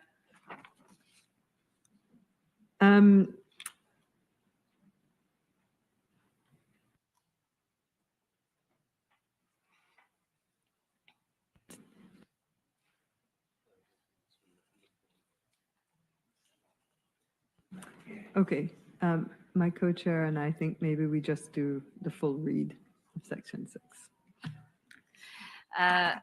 Thank you very much, Co-Chair. You will bear with me as I do a full read. With regards to, I am speaking on behalf of the 39 small island developing states of the Alliance of Small Island States. With regards to capacity of members, AOSIS proposes perhaps it may be helpful to track the phrase more closely to the text of Article 49, paragraph 2. So it could read something like, the members of the scientific and technical body shall serve in their expert capacity and in the best interest of the agreement. Members will not represent any organization or government in their capacity as member of the scientific and technical body. So that's to paragraph 11. Similarly, similar to our earlier interventions on paragraph 12, we would like to see the side-by-side reflection of best available science and relevant traditional knowledge. With regards to paragraph 13, I must confess I turned to the dictionary this morning and thinking about equity versus equality and looking at those definitions. But in any case, in this paragraph, AOSIS, we would like to highlight that our understanding of equitable geographic representation includes a dedicated seat for small island developing states. We'll now turn to, we won't, Madam Co-Chair, you'll be happy to hear we won't comment on paragraph 14. The issue of qualifications, we will leave that to others to address. On number of members, on paragraph 15, again here, AOSIS won't comment on as a whole on numbers, so we'll leave that to others. But we still maintain that the STB should have at least one dedicated seat for small island developing states. We've heard some arguments this morning, and we'll take the time here to make our rationale clear. The STB will make critical decisions regarding ocean areas that directly abut the EEZ of small island developing states, making it really unacceptable for an STB where SIDS are not directly represented in these key discussions. We need to have direct representation of SIDS in the STB in these key decisions, and we see this as crucial for comprehensive ocean governance. The UN regional grouping system has not always adequately served to ensure SIDS representation in crucial matters that affect us. The agreement's 28 explicit references to the special circumstances of SIDS, particularly anchored in Article 7M, create not merely aspirational language, but a legal foundation requiring meaningful SIDS participation in all implementation mechanisms, including the STB. This legal obligation reflects a practical necessity. Expertise and understanding of the SIDS specific characteristics and context cannot be adequately represented by proxy. Some grand vacation in Waikiki, Palau, Seychelles, or Antigua does not make one an expert on SIDS. Only experts who live and work within SIDS contexts possess the nuanced understanding of SIDS' unique challenges and the potential burdens that this agreement will place on them. This is essential for sound technical advice for the STB. Given the current uncertainties that we have to grapple with as small island developing states, unknowns surrounding the consultation process, including unclear scope and the nature of the consultations to be established, inadequate resources for comprehensive consultation processes, uncertainty about GEF funding for consultation activities, and we have yet, of course, to speak about the special fund, but we look forward to it this afternoon. SIDS cannot rely solely on extraneous consultation mechanisms for meaningful participation. For these reasons, small island developing states have advocated for a comprehensive approach, a dedicated program of work on SIDS to be implemented jointly by the BBNJ subsidiary bodies, a dedicated seat on the STB that would also serve as a critical element of this approach, ensuring that SIDS-specific considerations are consistently reflected across all subsidiary bodies while enabling coherent integration between the STB's advice and work of other subsidiary bodies. Article 7M provides a legal rule upon which the implementation of the agreement must follow. It is not just something we think about once in a while. It must be considered at every step of the implementation of this agreement. Without guaranteed SIDS representation on the STB, the agreement risks failing to achieve its conservation and sustainable use objectives in the very ocean areas where SIDS expertise is most essential. Further to this, of course, we're happy to see the reflection of early career ocean professionals as we had requested, but we lament the absence of gender balance in this paragraph and ask that it is captured as well. I now move to paragraph 18. I will just check and make sure I'm covering the points. On paragraph 18, AOSIS values the importance of the role and mammoth task that the STB will have, and therefore is considering how to have the issuance of an early invitation letter for submission of nominations, so that COP1 will be the moment to elect the nominees to the STB and ensure an expeditious start for its work. On paragraph 19, on the term of office, AOSIS would prefer a term limit of no more than 2 consecutive terms. We are happy with the formulation of capturing staggered terms. We would flag that any term duration should probably align with the frequency of COP meetings. On the replacement of members, in the event of the replacement of members, the balance of the body should be maintained. Therefore, we would support that any replacement to a member should be from the particular group or category. On paragraph 22, with regards to a vacancy happening intersessionally, AOSIS prefers an option that is most efficient and provides the STB with some autonomy in this intersessional period. So we are considering having the STB do this. Finally, Madam Co-Chair, paragraph 23 is very similar to discussions that we're having in the Rules of Procedure rule. AOSIS would have the same position here and there, and perhaps this is one for you to take note about the similarities in both rooms. I think I have covered it all. Thank you very much, Madam Co-Chair. Thank you, Palau, speaking on behalf of AOSIS. I wish now to give the floor to Colombia, speaking on behalf of CLAM. Muchas gracias, señor. Thank you very much, Madam Co-Chair. Under section 6, CLAM has the following positions. In the first paragraph, first section on capacity of members, the second sentence under 11 should read, members once elected or appointed shall not represent, and so on. That's for the second sentence. Under 2, eligibility criteria, CLAM is continuing to consider the best wording from the options that you've suggested. I think we're sort of leaning towards a combination of options 1 and 2. We're thinking about incorporating some elements from option 1 into option 2, and we're thinking about whether the STB itself could issue some guidelines on the expertise that it may require for the benefit of future members as its work progresses. We'll come back to this as well as specific wording in that regard later on.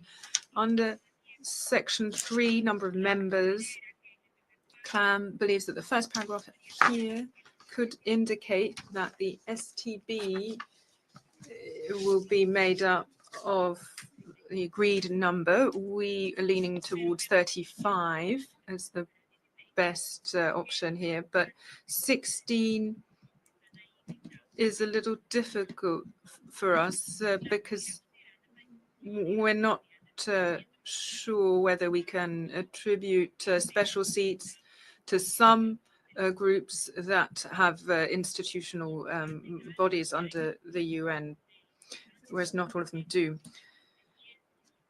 And if they have expertise and recognized experience, we see no issue with D being included. We don't see the need to include paragraph 17 because we feel that, like any other decisions under the COP, if we modify the rules, this would have to be done through another decision of the COP, and we don't feel it's necessary to reiterate this on every occasion. For section 4, selection process, we continue to consider best wording in light of our approach to Rule 16, but this again should be governed by the regional groups under the United Nations.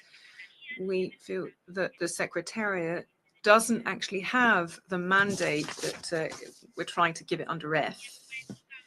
And so we note that what has been indicated under H doesn't actually refer to the selection, but rather to eligibility. And so perhaps this bit should be included under the section on eligibility.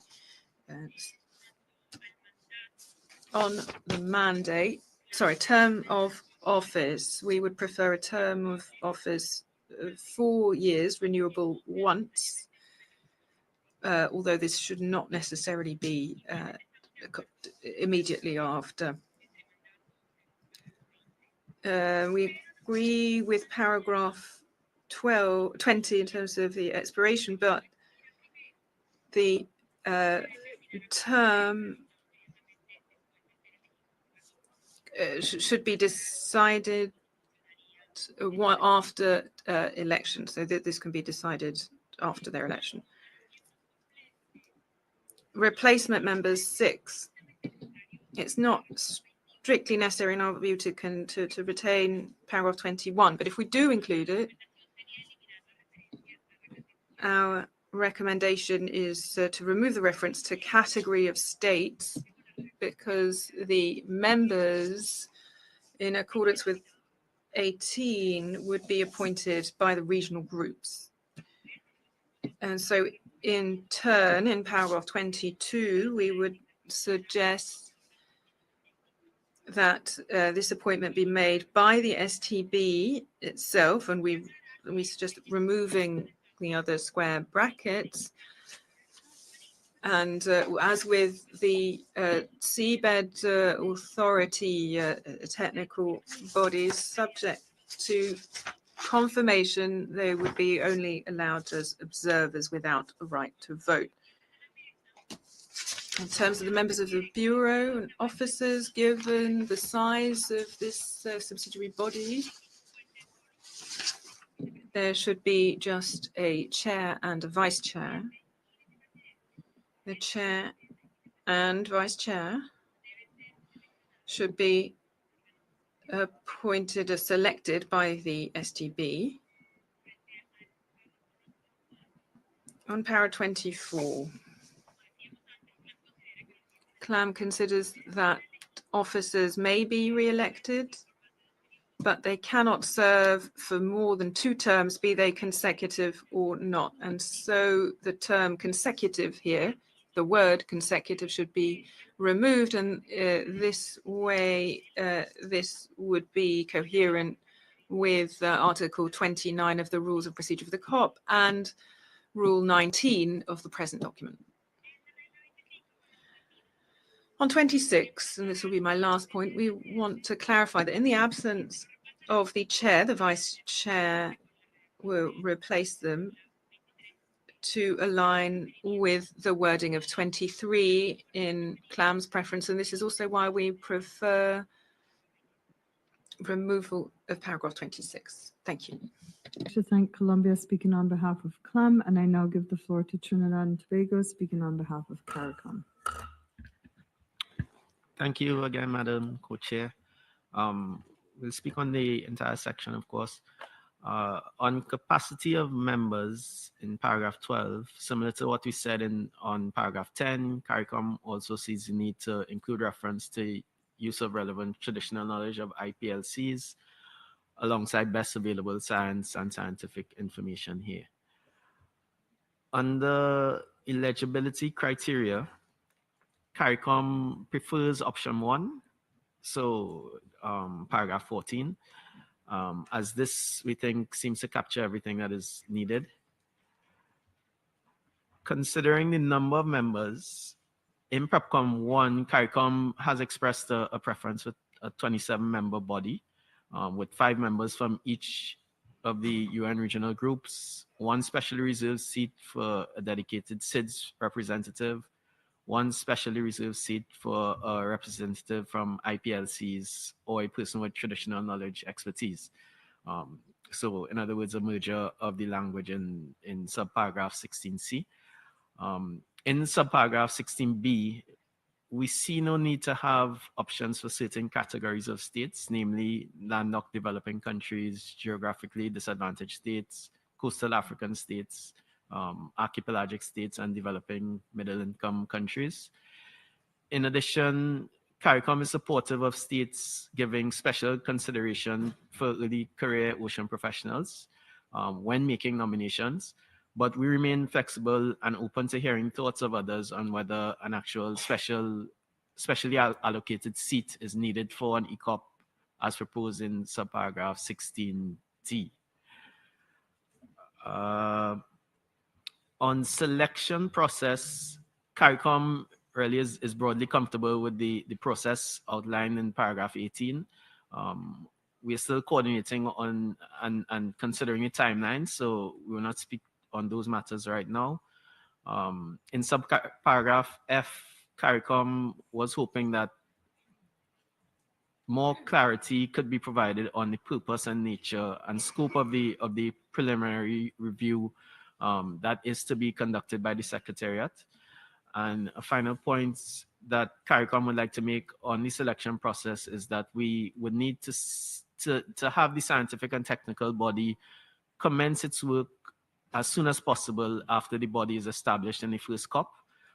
So this may therefore necessitate that we put a special contingencies in place to have membership selection processes, both nominations and elections, have them occur in the period between COP 1 and COP 2 so that we have the body constituted and working by COP 2.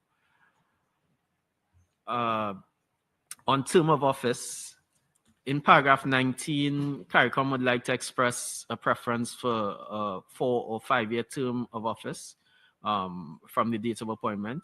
We are flexible on this in the knowledge that for election purposes, terms of office should also align with the frequency of COP meetings. We also prefer that members shall be limited to 1 re-election. On paragraph 20, we see this formulation as a means to stagger terms and have a mix of both old and new members in the makeup of the STB. The specifics of what CARICOM prefers with regard to the bracketed options will become clearer when we approaching consensus on the actual size of the STB. On replacement of members for paragraph 21, CARICOM I think is comfortable with dropping all the brackets in this paragraph. In paragraph 22, we agree that a new appointment should be made as soon as practicable and on an interim basis subject to confirmation by the COP. This interim appointment should be facilitated by both the STBs themselves and the Secretariat. We think that this is the spirit of what should be captured in the paragraph rather than trying to say who makes the appointment. With regard to the category on officers, CARICOM prefers option 2. In 23 alts, for now we remain flexible on the bracketed text. And in paragraph 24, we prefer the text in the second set of brackets where officers shall be eligible for re-election. But we may be willing to exercise some flexibility here. I think that's it for me. Thank you. I thank Trinan Tobago speaking on behalf of CARICOM and now give the floor to Seychelles speaking on behalf of the African Group. Thank you once again, Madam Co-Chair. And like my other colleagues, I'm going to try and read through all of the different sections under membership. So for capacity of members under paragraph 11 and 12, so the African Group agrees that members should serve in their personal capacity and act impartially. To enforce the integrity of the STB, we are proposing that confidentiality obligations be added as a core duty of members as follows, so potentially as an addition to this section. It would read as, in the exercise of their functions, members shall uphold the highest standards of integrity and impartiality and shall maintain the confidentiality of any information designated as confidential, including scientific, technical, or proprietary data, both during and after their term of service. So this could be considered as a new addition to this, probably a new paragraph 13 or something. So eligibility criteria. So the African Group is leaning more towards option 1, which provides a detailed list of expertise. This list should be non-exhaustive with the flexibility for the COP to expand as the agreement evolves. For this reason, we're proposing the addition of a new paragraph that could read as follows. The Conference of the Parties shall review the list of expertise prior to each election with a view to including any additional competencies necessary for the effective performance of the functions of the scientific and technical body. So with this language, it will ensure that the STB remains fit for purpose and able to adapt to the evolving needs of the agreement. I think depending on how this section go, we can also maybe explore adding some of the elements that are currently reflected in option 2. With regards to the number of members, whilst we will not speak to the exact number, we feel that the numbers should take into account the equitable regional representation as practiced by the UN. The composition of the STB should be open to participation by parties in line with the practice for STBs under similar arrangements. So the STB should operate on a rotating expert system, allowing for both continuity and renewal, and that it integrates regional centers of excellence and traditional knowledge holders. Regarding the selection process, as outlined in paragraph 18, the African Group feel that experts of the STB must be selected on the basis of demonstrated competence and relevant qualifications through a standardized merit-based nomination process with clarity on the eligibility criteria 4 experts serving on more than 1 SBs. We also would like to stress that the selection process should include dedicated seats to ensure representation of LDCs and SIDS on the STB. It is essential that the STB's composition reflects equitable geographical representation, gender balance, and incorporates traditional and local knowledge.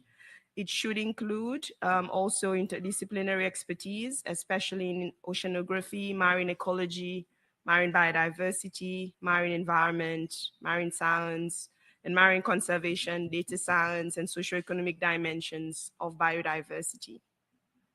Recognizing the important role of the STVs and also agreeing with some of the other delegations who have taken the floor before me, we should give due consideration to a timeline that favors the full establishment of the STB at the earliest point so that our work can begin. With regards to term of office, we would like to have a provision for regional balance, which guarantees for African representation in the Bureau. And we have some language to indicate, so subject to paragraph 20, members shall serve from the close of the ordinary meeting at which they are elected for a term of 2 meetings or 4 years from the date of appointment, and shall be limited to 1 re-election and no more than 2 consecutive terms and at least 2 intersessional period. And this will give consideration to the fact that the STBs will be meeting more often than the COP. On replacement of members, we support the procedure outlined opening the bracket on representing the same regional group or category of states. We would propose the following language on paragraph 22.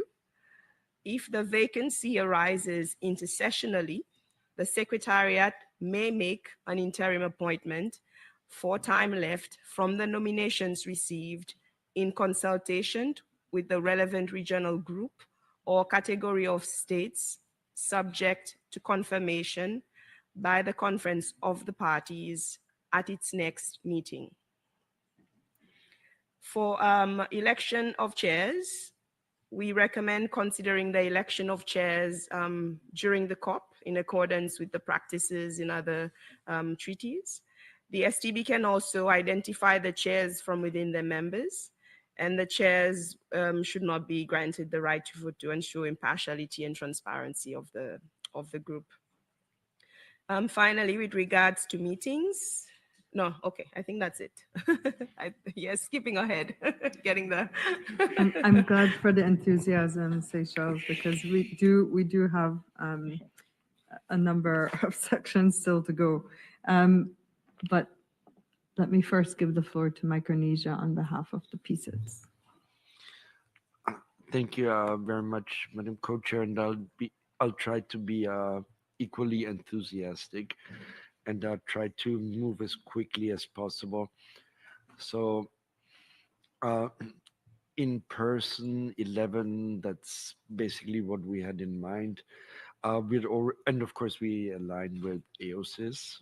We also agree on a lot of the points that CARICOM had raised, such as in 12, in regards to scientific information, relevant traditional knowledge. We had already mentioned that cross-cuttingly. And I'll skip over such points in the future with the understanding that they had already been made. In 13, nominated by parties, elected by the COP, gender balance, equitable geographical representation, all good things. Now on option 1 and 2, we are not yet declaring ourselves strictly on that.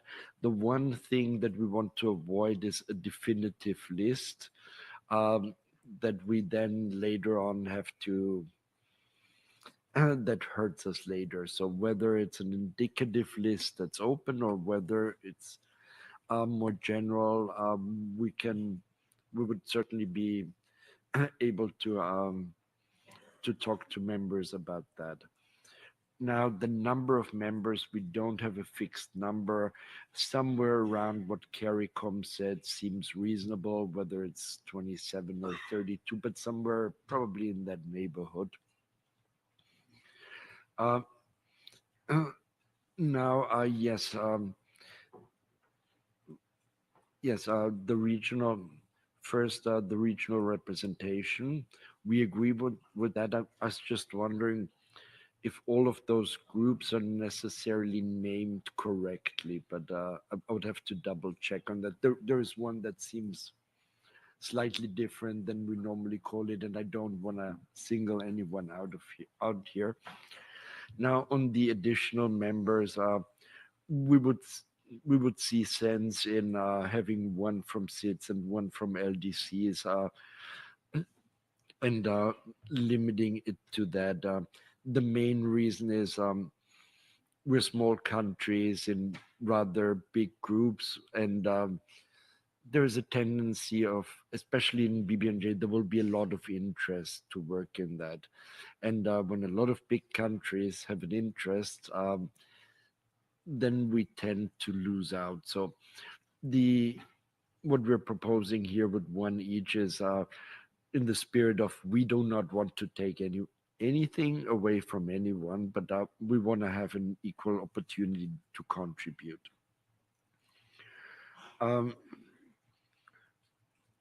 Now, yes, of course, you can nominate members from indigenous peoples, local communities. We're also considering like how to get them into the work stream, even from the outside. So we'll be talking more about that later on. Now, selection process. The first thing that struck us was in subparagraph B, 18B. Nominations be made by their respective regional groups. That's not exactly the same as regional representation. Regional group is referring to who is sending the letter. Here is the list with candidates from our group. That doesn't necessarily have to be through a vehicle of a regional group. Countries also are within their individual rights to make that nomination. They would still be then recorded as being a candidate within a respective regional group. We do notice that the regional groups in Geneva are somehow different than the ones in New York, just to make everyone's life a bit more miserable. But I don't know if we necessarily then decide on, we have the seat of the secretariat here or there, and then now all 5 have to establish regional groups just to facilitate that. But yes, made by parties, should be person, yes, not, I'll give you a name in 6 months time, it should be an actual person, we would agree with that. What I found interesting was subparagraph F. And what I found interesting was that nobody has picked up on it. I thought this could be something politically charged, that the secretariat should look on the qualifications of candidates that countries have submitted. I do expect that we will be hearing a little more after I've spoken by others, so I'll just leave it at that. Then GH seems fine. Terms of office, yeah, I mean, again, if we at some point switch to biennial meetings, then 4 years is probably, and we want to stagger it, then 4 years is probably the most sensible solution. We did agree with CARICOM. I was about to agree with CARICOM that they should only be re-elected once, but I think in reflecting back on what we heard, I think Clam had a good point that that it's not necessarily just about re-election, because perhaps it should be an absolute number, because otherwise we might have a scenario like in the Human Rights Council. You serve twice, you take 1 year out, and then you serve twice again. So that seems to make sense. Replacement. So far, we had thought of replacements more in terms of that they would also be elected by the COP, but then we do understand the point that the COP doesn't really meet that often. For example, if you look at the example of SPLOS, they would keep the meeting open, and then if there is a vacancy, they just come together, do the election, and that was it. But we're flexible, looking at different options. I do notice that CARICOM had stressed the point that we wanted to have the STB in place soon, and I think they were gunning for the second conference of the parties. I'll try to be more optimistic than that. If we do have an agreement on the terms of reference, and especially on the number and on who, I don't think there would be anything preventing us even to elect them at the first conference of parties. So we'll try to shoot for the stars on that one. On the officers, we found the approach with the chair and the vice chair interesting. At first, we were trying to figure out how does that work with equitable geographic representation, but then we remembered, well, there are technically 5 subsidiary bodies, so you could have one from each group and then one vice chair from each group. So that would be an option where you would still be within the confines. You could also do the model of the main committees of the General Assembly, where one group has the chair and then the other 4 one has the rapporteur and 3 are vice chairs, and then again you have different ones. So we're pretty flexible on that. It might make sense to have more than 2 though. If one misses the flight and you're suddenly down to 1 person, and that one has an appointment, a car accident, or has to run to the bathroom, then suddenly you have to use other means. And I think I've run through all of that. If I've forgotten anything, then I will apologize for coming back, but I hope I've covered it. Thank you very much. Thank you very much, Micronesia, speaking on behalf of PSIDS. I now give the floor to the European Union. Thank you, Co-Chair. I will also try to go as quick as possible, but please bear with me. I'm going to do some preliminary comments and remarks, and this is without prejudging our future views and more detailed views and comments. In relation to the capacity of members, we are overall we are fine with paragraph 11. The EU and its 27 member states, we consider that the members of the STB should conduct themselves and express opinions in a neutral manner in their individual capacity as experts and not as representatives of those who nominated them. In terms of paragraph 12, we also consider also joining other delegations on this, and we have also mentioned this in our previous intervention, traditional knowledge holders' expertise should be reflected in the composition also of the STB. And this is in line with Article 7J and 49, paragraph 2 of the BBNJ agreement, so we support that.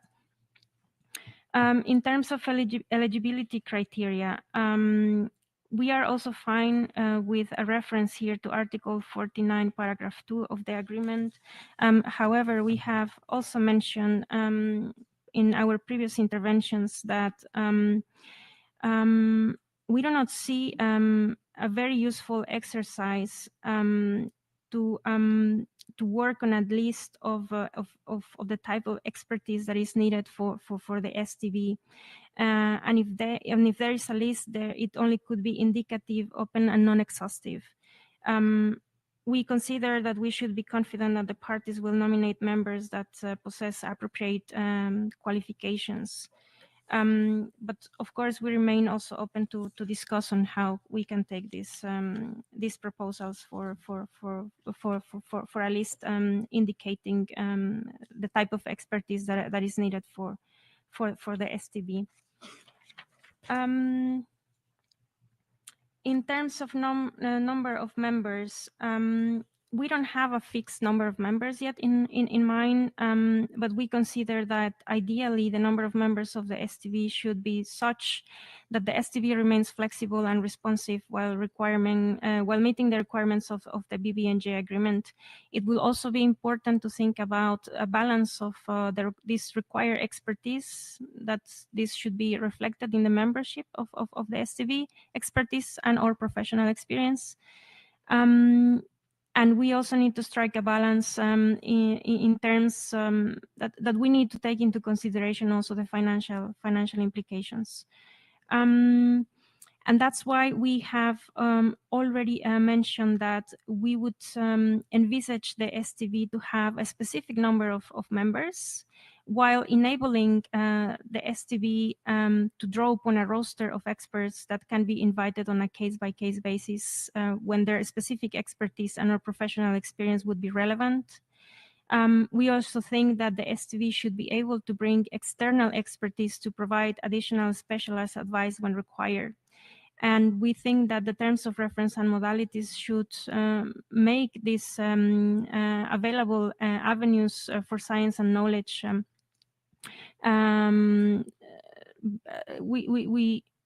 I rephrase. We see that the terms of reference and modalities should recognize and should include this diversification of these available venues for science and knowledge. In terms of the selection process for the members of the STB, as we have previously mentioned, in the view of the EU and its member states, and in reference to the equitable geographical distribution, nomination through the UN regional groups can be fine for constituting the core of the STB. And we are in general terms also okay with the selection process that is included in this draft terms of reference and modalities. Of course, we are not prejudging right now our more detailed comments at a later stage.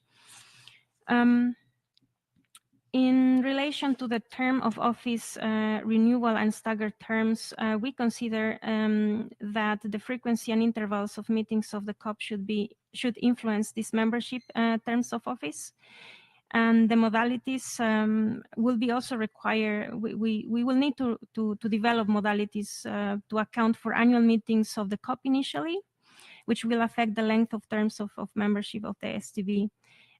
We are in favor of term limits of a maximum of 2 consecutive terms at a time.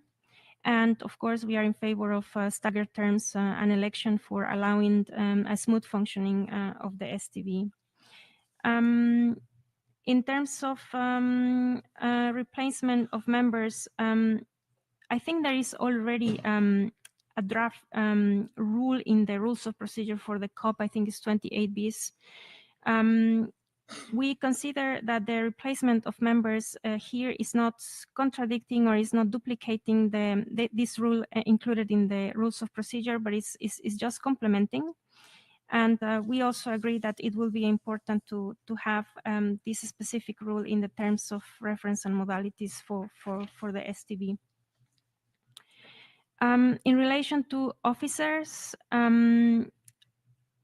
I think it's a bit, we think it's a bit early, because if we are going to start with this section 7, or this point 7, the placement of this will be ultimately decided when we will decide or we will determine who is going to elect the chair and or the vice chair of the STB, either the COP or the body itself, the STB itself. We think for us it's a bit too early. We will need to follow also the ongoing discussions regarding the rules of procedure for the COP. It goes the same as to the re-election point of the officers of the STB. For paragraph 25 and 26, we are fine with it. We don't have any further comment in that sense. Thank you. Thank you very much, European Union. Trinidad and Tobago, I noticed that you've requested the floor. I have several delegations before. Did you have a point of clarification? Okay. Trinidad and Tobago for CARICOM, clarification point.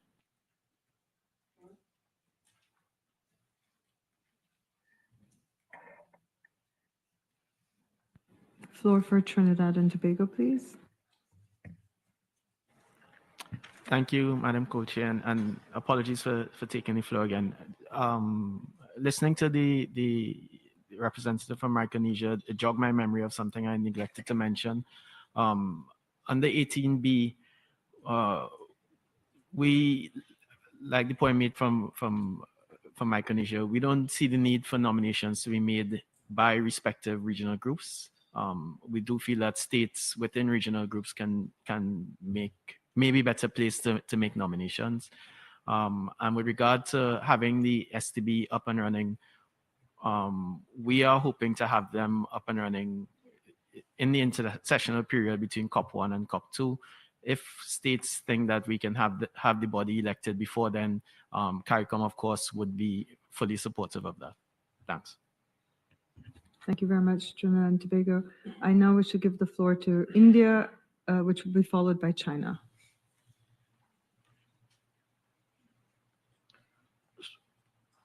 Thank you, Madam Co-Chair. India believes that as regards capacity of members, we believe the last sentence in para 11 is redundant. I don't know whether one is trying to make out a case of conflict of interest there, but I think the point is well covered in the first sentence. We also believe that, in para 12, this issue of the STB members acting impartially and also endeavoring to base their judgments. I think, when they work, they should not, endeavor to base their judgment, but they must base their judgments, on an objective as well as a scientific assessment of the available science and the scientific information. As regards eligibility criteria, India prefers option 2 because of its flexible and inclusive nature. We also believe that a detailed and restrictive set of criteria as outlined in option 1 could unreasonably restrict the options available for developing countries. By adopting option 2, the body can draw from a more broader and diverse pool of talent, ensuring equitable geographical representation and also allowing for inclusion of experts from developing countries who may have different but equally valuable specializations. Alternatively, we also believe that these options can be combined and a simplified new option can be given. We are ready to send this to the Secretariat. It would read as follows. The members of the STB, that's the scientific and technical body, shall possess recognized experience and expertise in one or more aspects of the conservation and sustainable use of marine biological diversity, including scientific and technical expertise, and / or professional experience in marine sciences, environmental policy, law, economic dimensions, data science, and traditional knowledge. Madam Co-Chair, as regards the number of members, we are flexible with this, but we believe that apart from the regional UN groupings, there must be place also for developing countries. And we also believe that there are a large number of other additional members and members from, indigenous peoples and local communities. All of these, one must see what sort of, number one can really reach. You can have a fairly large number in this. As regards the selection process in Para 18, I think, it should be elected by the Conference of Parties. And I think the procedure is quite streamlined, and there is state practice from, other bodies which can always be taken into consideration while following this. As regards the terms of reference, I think there is merit in saying that one should have 2 terms and no more than that. And it's largely for, a country or a group to, decide who should, hold whether one should really have another term. As regards replacements, there can be situations wherein you require a replacement. I think here too, TORs on, other scientific bodies are well established, and, one can always seek guidance from that. With regard to Para 23 on officers, India supports option 2, which would allow the STB to elect its own chair and other officers. This choice aligns with the goal of creating a more independent and empowered subsidiary body. We also believe that while option 1 involves the COP in the election of the chair, option 2 streamlines the process by keeping the election of all officers within the body itself. This would foster a more unified leadership structure and reinforce the body's autonomy. It would also provide an opportunity to choose leadership that is sensitive to the needs of equitable geographical representation and gender balance. These are our comments, Madam Co-Chair. Thank you. Thank you very much, India. I just want to give you a sense of how many speakers I have: 8. And I do want to give time to our colleague from Brazil to give us a readout or a short briefing on some of the deliberations that he and his colleague from Canada have had regarding the GEF Council / GEF discussion. So I might not be able to take the full 8, but let me try, and we'll go to about 10 till the hour, and then I'll give the floor to Mateos. China, you have the floor. Thank you, Madam Co-Chair.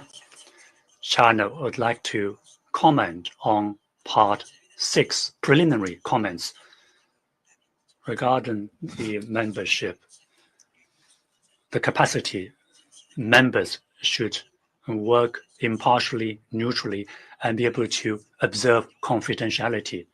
As for the eligibility criteria, option 1 is probably preferable. However, the background and expertise of the members it should be distributed in a balanced way. If it's A plus B, it means that not only do they need background knowledge, but they also have to have experience in relevant fields. Considering different realities of different countries, this may be restrictive for certain countries. However, we believe option 1 probably covers both possibilities, so that's more preferable.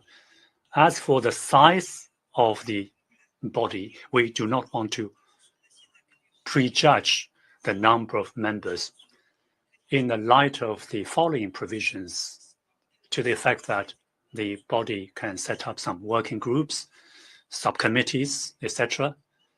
We want to know if these subsidiary bodies are formed within the body, using the members of the body. If that's the case, that would require a rather large size of the body. We also have noted that there is this issue of external expert roster or pool. We want to point out that the roster of external experts is to help the countries with limited resources with their environmental impact assessment. So we need to be specific or assess the rules by which they are assessed and selected. So the number will be dependent on these factors. Next point is about para 16. For regional groups to form the body, take into consideration LDCs and SI and SIDS. And this is one issue that we need to give attention to. Regarding the selection process, we agree with our colleagues. The members should be nominated by regional groups and then elected by the COP. As for the role of Secretariat, which is to have preliminary assessment or screening of their qualifications, we have our reservations. Regarding term office, according to some colleagues, 4 years, re-elected once, whether or not they can be staggered. We are open to these proposals. A term of 4 years is probably more appropriate. Regarding replacement members, we hope the replacement members can represent the same category or same group. As for the officers, we think the chair should be elected by the COP. That is option 1.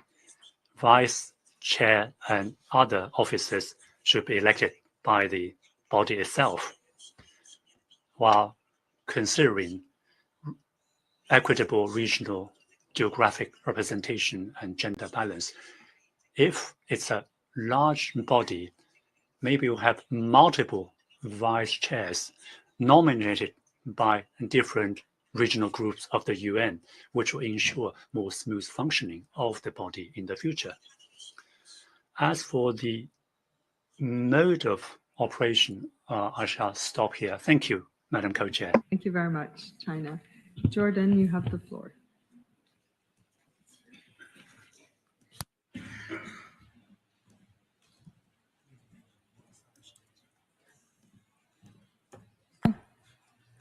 شكرا سيد الرئيسة على إعطائي الكلمة. Thank you, Madam Chair, for giving me the floor. I will attempt to be brief in this statement. When it comes to this part of this section, I wish to deliver the following remarks. All parties have the right to negotiate and to hold discussions on all technical aspects as well as aspects that are linked to the implementation of the agreement, and technical cooperation, technology transfer among states and developed countries and developing countries requires that new horizons be made available for there to be further negotiations related to this. And all parties have the right to participate in negotiations. Negotiations, be it at the legal or the technical level, among the various parties, help to set out recommendations for the implementation of the agreement. And this helps to reach consensus at the international level regarding content. And this, in turn, facilitates the negotiations process and helps us to save time. The agreement is a United Nations level agreement. There are other agreements and other conventions which exist at the United Nations. And we can study these documents. These include the Convention on Biodiversity, for example. and which has a scientific and technical body.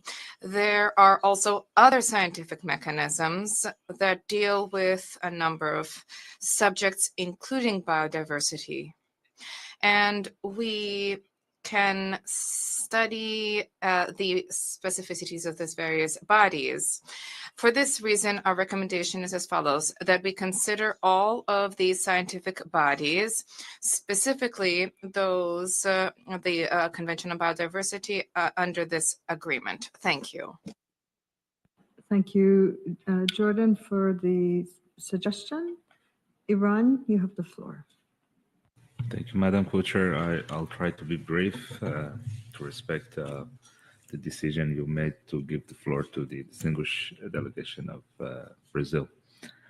On capacity of members, I think the agreement is clear. Maybe we could use the language that is already in the document. On paragraph 12, it's better to delete the word judgment because we believe that the members are providing their opinions, not judgment. We understand that this is the ordinary meaning of the judgment, but it's better not to create any kind of confusion. On the eligibility criteria, we have a bit of a different view. If you look in Article 49 or throughout the whole agreement, there is no reference for eligibility criteria for members of STB. Indeed, there is a reference to selection processes that needs to be decided by the COP.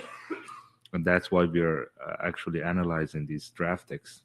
But there is no reference to eligibility criteria. I believe it's not appropriate that the Commission adds a new element to this. Maybe we could just use, just thinking loudly, a term like indicative qualifications or something like that instead of eligibility criteria to be more consistent with the agreement.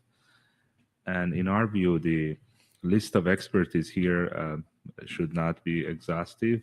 These are actually indicative. All of us know that the developing countries have different status in relation to these expertise, so we should also be mindful of that.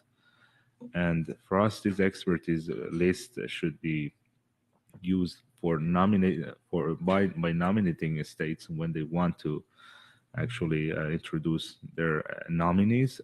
This is not something that should be decided by third parties. On numbers of members of the STB committee, we're still looking to different aspects of it, but maybe we could also invite colleagues to also take into account the experience of a CBD scientific body, which is open to all members. And with that, we believe that we're saving time, not just in the PrepCom, but in future on the whole selection processes. And speaking of selection processes, and paragraph 18, subparagraph F, I believe the distinguished representative of PSIDS read my mind, and he anticipated what we already wanted to mention regarding the role of Secretariat. We believe it's not appropriate to confer upon Secretariat this task of reviewing the nominations or circulating its findings. The very fact that the Secretariat would be in a position to facilitate nomination processes, I think would suffice, but preliminary review, I don't think that's among the mandates of the Secretariat, and there is no practice in that regard as well. And as for the officers, the last comment, we also believe that the chair of the subsidiary, the scientific and technical body should be rotated on the basis of geographical aspects, and to ensure that developing countries are also at least every maybe 3 years, every 5 years, I don't know, we need to decide the terms, are also chairing this committee. Thank you so much. Thank you very much, Iran. I will give the floor to Canada, and then I will pause so we can hear from Mateus. Canada, you have the floor. Thank you, Co-Chair. I will, of course, try to be also optimistic and enthusiastic. However, I feel that looking at paragraphs 11 through 26 is a little bit it's a lot. I don't think I can practically react to all of them. In fact, I would suggest that we perhaps need another round of discussions, especially on the what I find very procedurally heavy sections or subsections further down beyond the selection process. So I will only quickly speak with regard to the capacity, eligibility, and the number of members. So we agree with many I'm sorry, interventions. sorry to interrupt Yeah. you. Then would you prefer to come in the afternoon? Or do you? No, I would like to Okay, perhaps just okay, very go ahead. quickly, just because there won't be, I'm not ready to go into detail anyway on the others. To be frank, so we agree with many interventions that for the capacity of members, this section should align very closely with what's already in the agreement. If the paragraph 12 remains here, then we would support the suggestions to add relevant traditional knowledge of indigenous peoples and where appropriate or as appropriate local communities. With respect to eligibility criteria, we would generally prefer the option on for 14 alt, mostly because it reads better, more streamlined. It allows for some flexibility in the expertise to future-proof against potentially changing priorities of the STB. When it comes to the number of members, we find 15 a bit too low. And for the paragraph 16, we're not convinced that we actually need this section. It does read like it doesn't align with Article 49, paragraph 2 of the agreement. We feel that this is already largely addressed in paragraph 13, but also it's unclear how it would work from the practicality standpoint. And for the rest of this section, I can't help but share our view that there are many unclear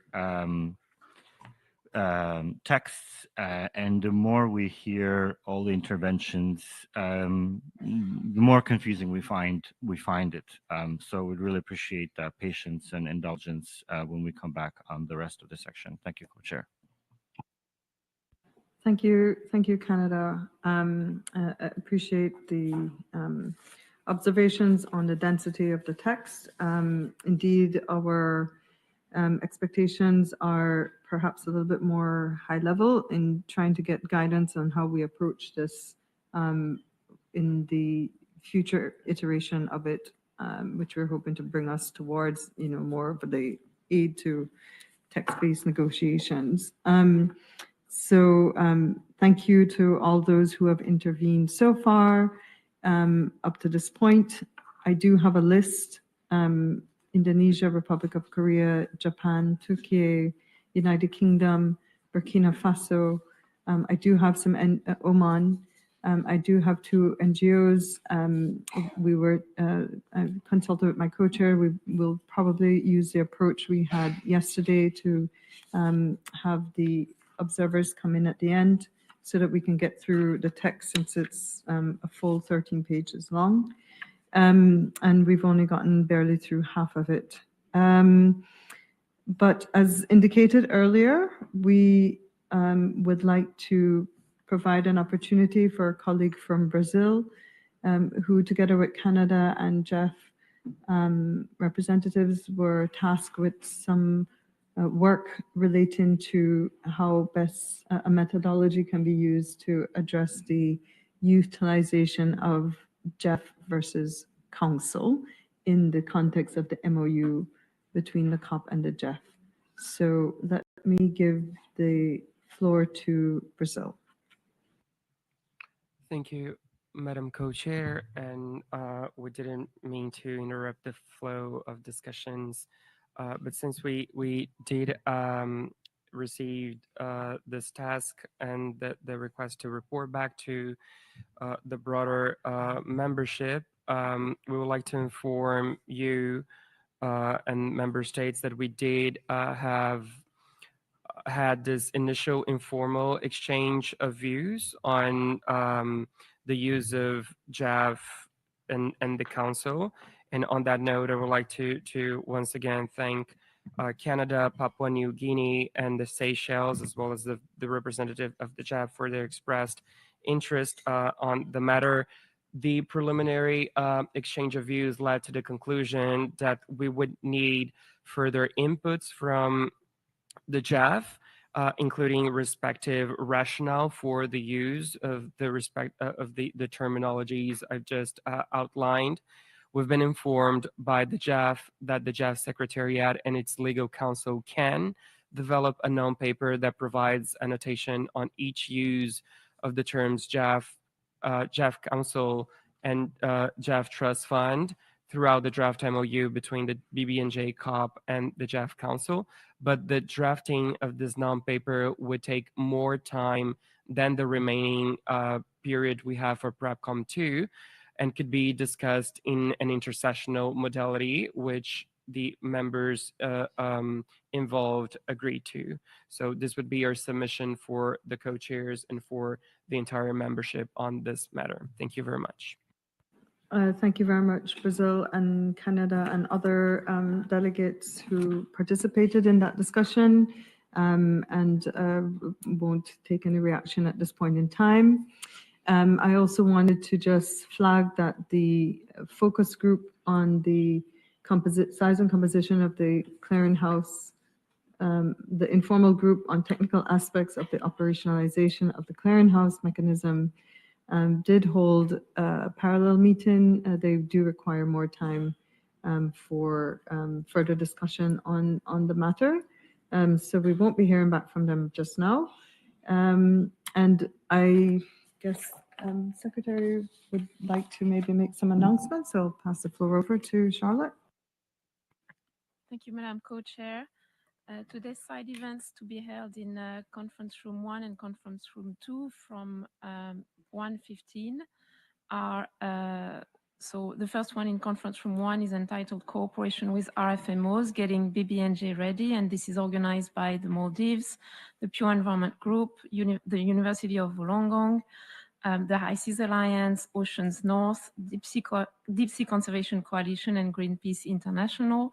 And the second side event in Conference Room 2 is entitled the ICJ Advisory Opinion on Climate Change and the BBNJ Agreement. And this is organized by Kenya, Singapore, and the International Union for Conservation of Nature. Thank you. Thank you, Secretary. Thank you, Charlotte. The meeting shall reconvene at 3 p.m. sharp this afternoon to continue with item 5 of the agenda, consideration of the matters to be addressed by the Conference of Parties to the Agreement at its first meeting and additional matters as identified by the Preparatory Commission. Parallel sessions will be running this afternoon in this conference room.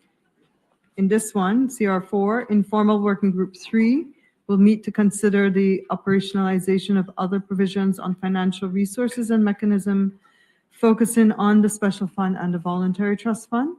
And in Conference Room 2, Informal Working Group 1 will continue the discussion on the draft model terms of reference and modalities for the operation of the scientific and technical body established under the BBNJ agreement. And I think that is it in terms of our announcements for this afternoon. So we look forward to seeing you in whichever room you appear. Thank you very much. Have a good lunch. Meeting is adjourned.